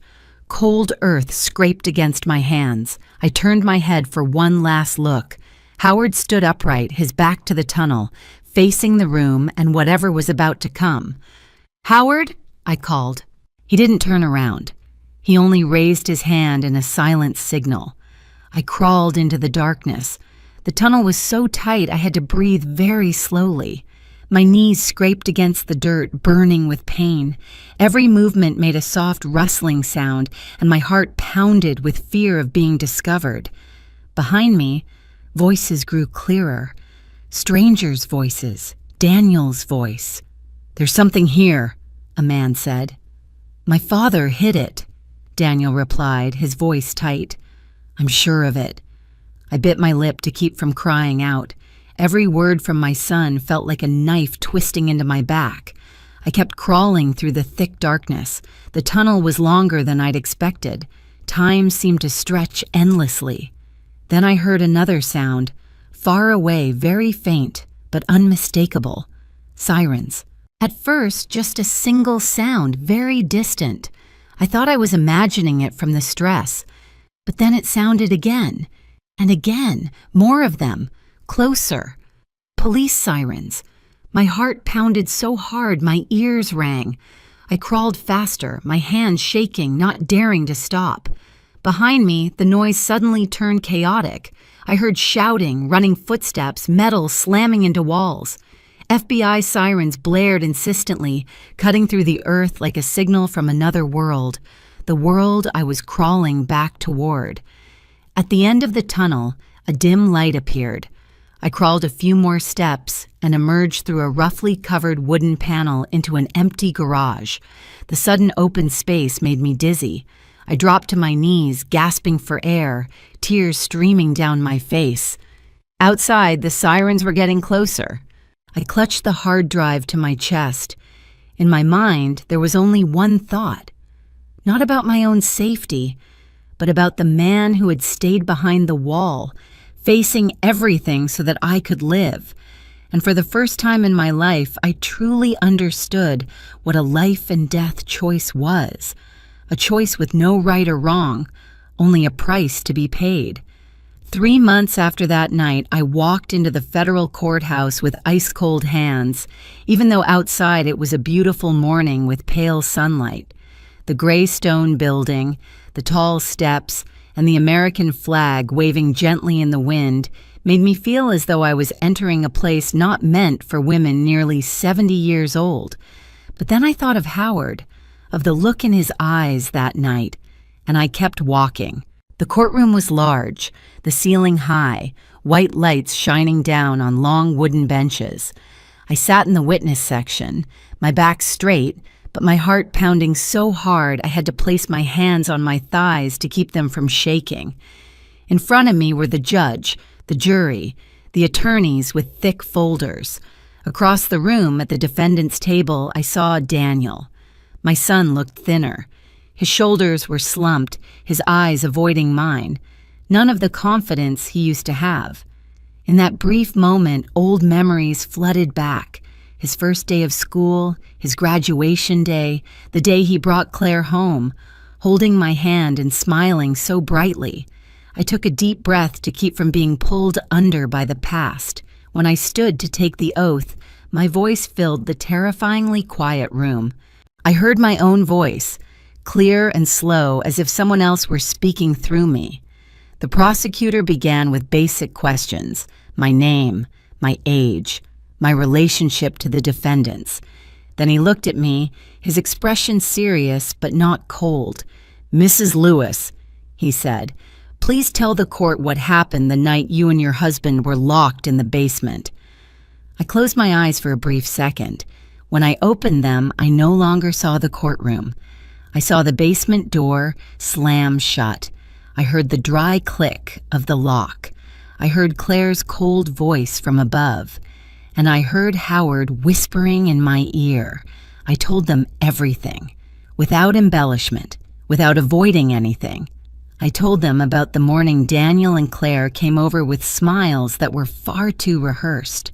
About Silver Haven, a name that sounded like a dream retirement, but was actually a doorway to death. I spoke about the paperwork, the legal phrases used like scalpels, slowly cutting away our right to decide for ourselves while still appearing lawful. In the courtroom, I saw people lowering their heads to take notes. I saw an older woman in the gallery raise a hand to her mouth, tears silently falling. When I described the hidden room behind the false wall, the years Howard had spent secretly collecting evidence, the entire room seemed to hold its breath. I didn't hide the fact that I had known nothing. I didn't pretend to be stronger than I was. I said plainly that I had trusted my son, trusted the ordinary life I thought I had. Then came Silver Haven. The prosecutor displayed documents the FBI had collected. Charts, statistics, cold numbers filled the large screen behind me. Mortality rates, the average time from admission to death. asset transfers that took place shortly before. Did you know, he asked me, that Silver Haven has had more than 300 suspicious deaths over the past 5 years? I shook my head, my throat tightening. I only found out when it was already too late. A man stood up from the gallery. His hands were shaking, his voice breaking as he asked to speak. The judge allowed it. He introduced himself as the son of a woman who had lived at Silver Haven. "They told me my mother died of heart failure," he said, tears streaming down his face. "But she was healthy when she went in. Just 6 months later, she was gone." The air in the courtroom grew heavy. I realized I wasn't just telling my own story. I was standing among countless others, other lives, other pain buried beneath officially stamped documents. When it was Daniel's turn to be questioned, I didn't look at him. I was afraid that if I did, I wouldn't be strong enough to continue. His attorney spoke of financial pressure, of debts, of manipulation by Claire and Blackridge's people. I heard every word, each one like a small but deep cut. "Did you know," the prosecutor asked Daniel, "that locking your parents in the basement and attempting to declare them legally incompetent could have led to their deaths?" Daniel was silent for a long time. Then he nodded. Just one small nod, but enough to send murmurs through the courtroom. "Then why did you still do it?" came the next question. Daniel lifted his head. For the first time during the entire trial, he looked at me. His eyes were red, exhausted, with nothing left to hide. "Because I thought I had no other choice," he said. I closed my eyes, not because I couldn't bear the truth, but because I realized it had existed for a long time. I just hadn't wanted to face it. Claire was different. She cooperated. She provided names, addresses, methods of transferring money. She spoke smoothly, clearly, like someone who had prepared for this moment long ago. In exchange, her sentence was reduced. I wasn't surprised. Claire always knew how to survive. On the day of sentencing, I sat quietly in the front row. Daniel received a sentence the attorneys called severe but appropriate. I heard the numbers, the legal terms, but they all blurred together. In my mind, there was only the image of a child who once held my hand to cross the street, now standing before the judge. When the trial ended, I walked outside alone. The late afternoon sun warmed the courthouse plaza in a strange, gentle way. I stood there for a long time, breathing, feeling my heartbeat slowly return to normal. I had once believed that being a mother meant carrying every mistake of your child on your own shoulders, that if a child went astray, it must be because you hadn't done enough. But standing in that courtroom, hearing hundreds of stories, both similar and different, I understood something.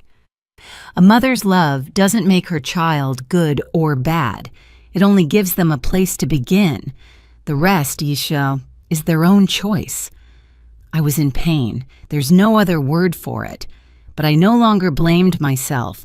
I stood up, I told the truth, and I did what so many people are afraid to do. I looked betrayal straight in the eye, called it by its name, and did not turn away.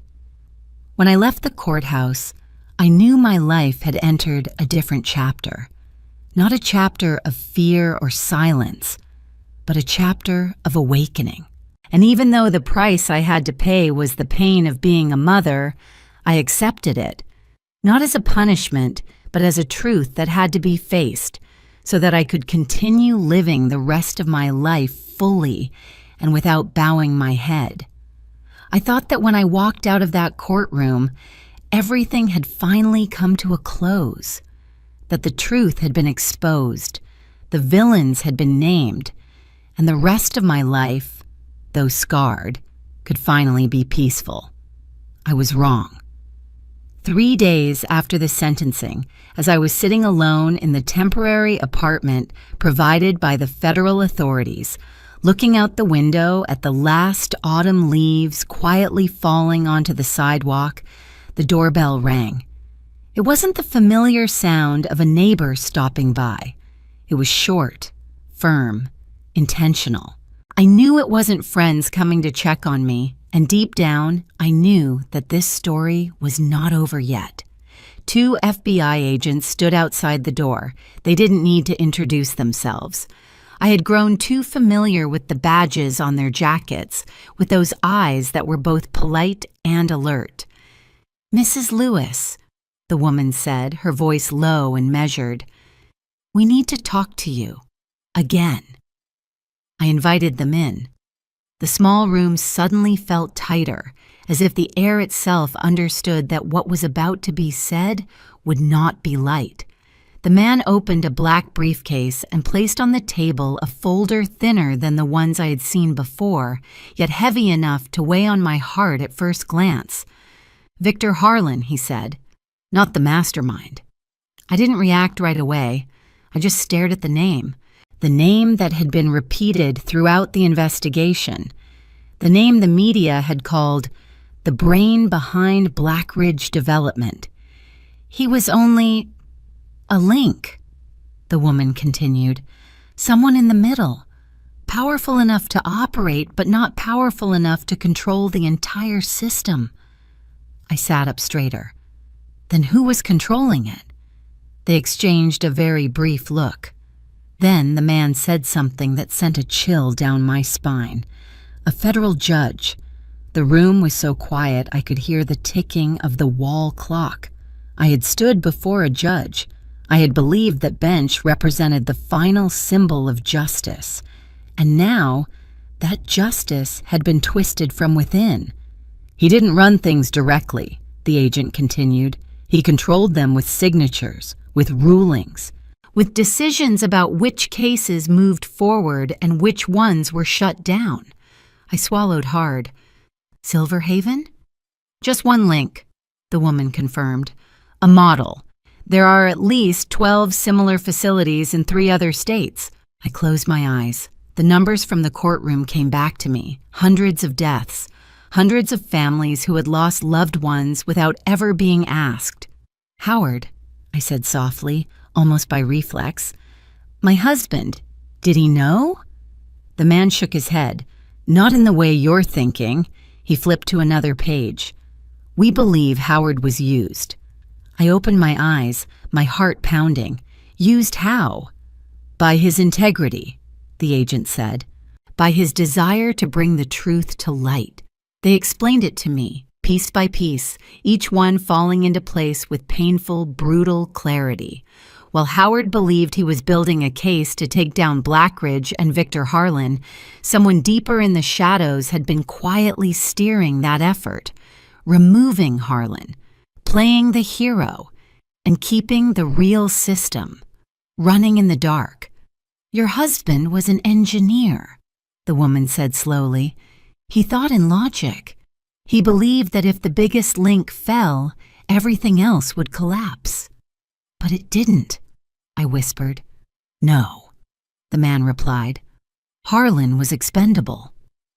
I sat there in silence. In my mind, I saw Howard in that hidden room, his eyes steady, believing he was doing the right thing, believing that once the truth came out, it would correct everything on its own. "So, what do you need me to do?" I asked, even though I had already sensed the answer. The woman placed both hands on the table and leaned toward me. "We need you to continue testifying." I let out a soft laugh, not because it was funny. "I already testified." "Not enough," she said. "What you know, what you've lived through. It can open other doors." I shook my head. "I'm not an investigator. I'm just a woman who lost her husband, lost her son, and nearly lost her life." The man looked at me, his gaze not coercive. "That's exactly why your voice carries weight." I stood and walked to the window. Outside, the city kept moving as if nothing had happened. People going to work, shopping, laughing. No one knew that beneath that orderly surface was a network that had taken so many lives. "I don't know if I have the strength," I said, my voice tired. "Every time I tell it, I relive everything." "We understand," the woman said softly. and we won't force you." I turned back to them. "But if I don't, then those people," she said, "may never be named." In my mind, I saw the man who had stood up in the courtroom, the son who lost his mother at Silver Haven, the older women who had covered their mouths and cried as they listened to me speak. I thought of myself just a few months earlier, naive, believing that family and the law were enough to protect me. "You're saying the truth goes deeper," I said, "and that I've only seen the surface." The man nodded. "That's right." I closed my eyes. In that brief darkness, I heard Howard's voice, not from a specific memory, but from the essence of who he was, his steadiness, his belief that silence was never the answer. When I opened my eyes, I knew I couldn't turn away. "I need time," I said. "Of course," the woman replied, "but you should know. We don't have much." After they left, the room grew quiet again. I sat down, feeling the weight of everything I had just heard pressing on my chest. Victor Harlan was not the mastermind. Silver Haven was just one link. Howard, the man I loved for nearly half my life, had been used as a tool to clear the way for someone else. The truth was not only painful, it was more complex than anything I had ever imagined. I looked at my hands. The hands that had trembled while signing papers, that had clutched the hard drive in the dark tunnel, that had rested on the witness stand in court. I was no longer the woman I used to be. That evening, I took out a stack of blank paper.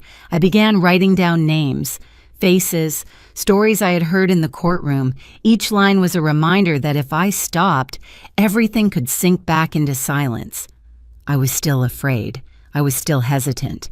But the memory of the victims, those who never had a chance to stand up, pushed me forward, and for the first time since everything began, I understood that I was not just a witness to a conspiracy.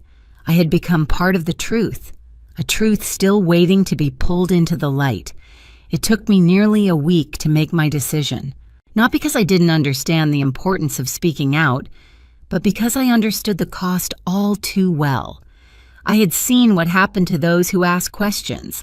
I had lived with a man who carried the truth in silence for more than 2 decades, and I knew that once you stepped into the light, there was no way back. Then, one very early morning, while the city was still wrapped in a thin layer of fog, I made myself a cup of coffee and sat at the kitchen table. The first sunlight of the day fell across the old wooden surface where Howard and I had sat facing each other hundreds of times. I placed my hand on that table, closed my eyes, and in that moment, I no longer hesitated. I called the FBI agent back. "I agree," I said. My voice was so calm that I surprised even myself. "I'll go public with the story." Everything moved very quickly after that. So quickly that it felt as if I were being swept along by a current that had been waiting for a long time. Journalists began reaching out. Interviews were scheduled. The same questions repeated over and over, drilling into details I had tried to forget just to survive. The first time I sat in front of a camera, I trembled. Not because I was afraid of judgment, but because I knew I was opening the door to so many painful memories. Not only mine, but others as well. "I'm not a hero," I said in that first interview. "I'm just a woman who almost lost her right to live, and I don't want that to happen to anyone else." The program aired that evening. I didn't dare watch it. I turned off the television and sat in the quiet living room, listening to the clock tick. But the next morning, my phone began ringing non-stop. The first calls were from strangers. A woman with a trembling voice introduced herself as the daughter of someone who had lived at Silver Haven. An older man called to say his wife had died just 8 months after entering a nursing facility, and he had never understood why all the property paperwork had been handled so quickly. They told their stories. I listened. Some cried, some were angry. Some stayed silent for a long time on the other end of the line, as if for the first time in their lives, they no longer felt alone. The media response was stronger than I had imagined. Not just one article or one program, but a wave of independent investigations. Journalists digging into old rulings. Decisions that once seemed harmless were suddenly examined under a different light. The name Silver Haven appeared everywhere. Then other names followed. Premium care facilities with unusually high death rates, hastily signed rulings, files closed without questions. And then the name the FBI had mentioned, the federal judge, began appearing in the headlines. At first, just suspicions, then evidence, accounts and relatives' names, financial ties that could not be explained. The day he was arrested, I was sitting in a small waiting room at a newsroom, preparing for another interview. A young assistant walked in, eyes wide, her voice unable to hide her shock. "They just arrested him," she said, "right in his office." I didn't cheer. I didn't feel victorious. I simply sat down, placed my hand on my chest, and felt a lightness, as if part of an invisible burden had finally been lifted. The network began to collapse in ways I had never thought possible. Not in a single day, not with one decisive blow, but piece by piece, link by link, pulled into the light and forced to face the truth. New investigations were opened. Old rulings were reviewed. Hundreds of families received answers they had waited years for, even though those answers could never bring their loved ones back. During those months, there were times I was exhausted. Nights when I lay staring at the ceiling, wondering whether I had done the right thing, whether reopening all that pain truly brought any good. Whenever that happened, I thought of Howard, not in a sentimental way, but in a very practical one. I thought of his patience, the way he documented every detail, not out of hatred, but because he believed the truth had to be protected. I thought of how he had always stood behind me throughout our marriage, quietly, without show, but unshakably steady. And I understood that in some way he was still standing behind me now. I was no longer just a witness. I began to be invited to hearings on elder rights. I spoke to community groups. I met older people living alone, people who had signed documents without fully understanding the consequences. "I'm not here to tell you what to do," I often said. "I'm here to say that you have the right to ask questions, the right to refuse, the right to live out your life without being treated as an asset that needs to be handled." Gradually, I realized I had become something I never imagined, an advocate. Not because I was stronger than anyone else, but because I had gone through my greatest fear and learned what it looked like. I knew how silence could kill, and I knew that a voice, even a trembling one, could still create change. My family is no longer what it once was. That is the truth, and I won't soften it. There are no more noisy dinners, no more weekend calls from my son. There are empty spaces nothing can fill. But I have no regrets, because if I had stayed silent, I would have spent the rest of my life with a question that had no answer. Could I have done something differently? Now, every time I stand in front of a room full of people, every time I see an older woman nod as she listens to me speak, I know I made the right choice. Not the easy path, but the necessary one. And in the quietest moments, when I am alone, I feel it clearly. Howard never left. He is there in every decision I make, in every word I bring into the light. My family has changed. I have changed, but I do not turn back, because this time I choose not to be silent. When everything finally settled, I realized that life had not returned me to the starting point. It had placed me on a different path. Not loud, not glamorous, but steadier than I ever thought I could stand at 69. I began to travel. At first, just short flights, small talks at community centers, local libraries where people still gather to listen to one another's stories. Then, gradually, invitations came from different states. I stood before rooms full of gray hair and seasoned eyes, and I told my story, not to shock, but to illuminate. I spoke about the small signs we often overlook, questions about paperwork that come too early, offers made for your parents' own good that carry an unsettling urgency, gentle smiles hiding impatience. I didn't use harsh words. I didn't need to. The people in front of me understood all too well what it felt like to be dismissed simply because of age. Some evenings, after I finished speaking, an older woman would grip my hand tightly and whisper, "Thank you. I was about to sign papers last week." Sometimes men lingered long after the room had nearly emptied, just to ask one question. Where should I start? I didn't offer formulas. I had no miracles. I simply said, start by asking questions. Read carefully. Call someone outside the family for advice. And most important, trust your own instincts, even when they make you uncomfortable.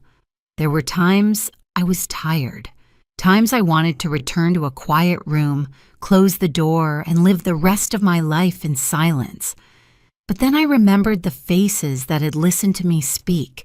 I remembered the stories they carried, stories that had never been told. And I understood that if I stopped, it wouldn't be because I lacked strength. It would be because I was afraid to keep facing the truth. I am no longer a victim. That didn't come from a medal or a title. It came from the moment I stopped asking what I had done wrong and started asking, what can I do next?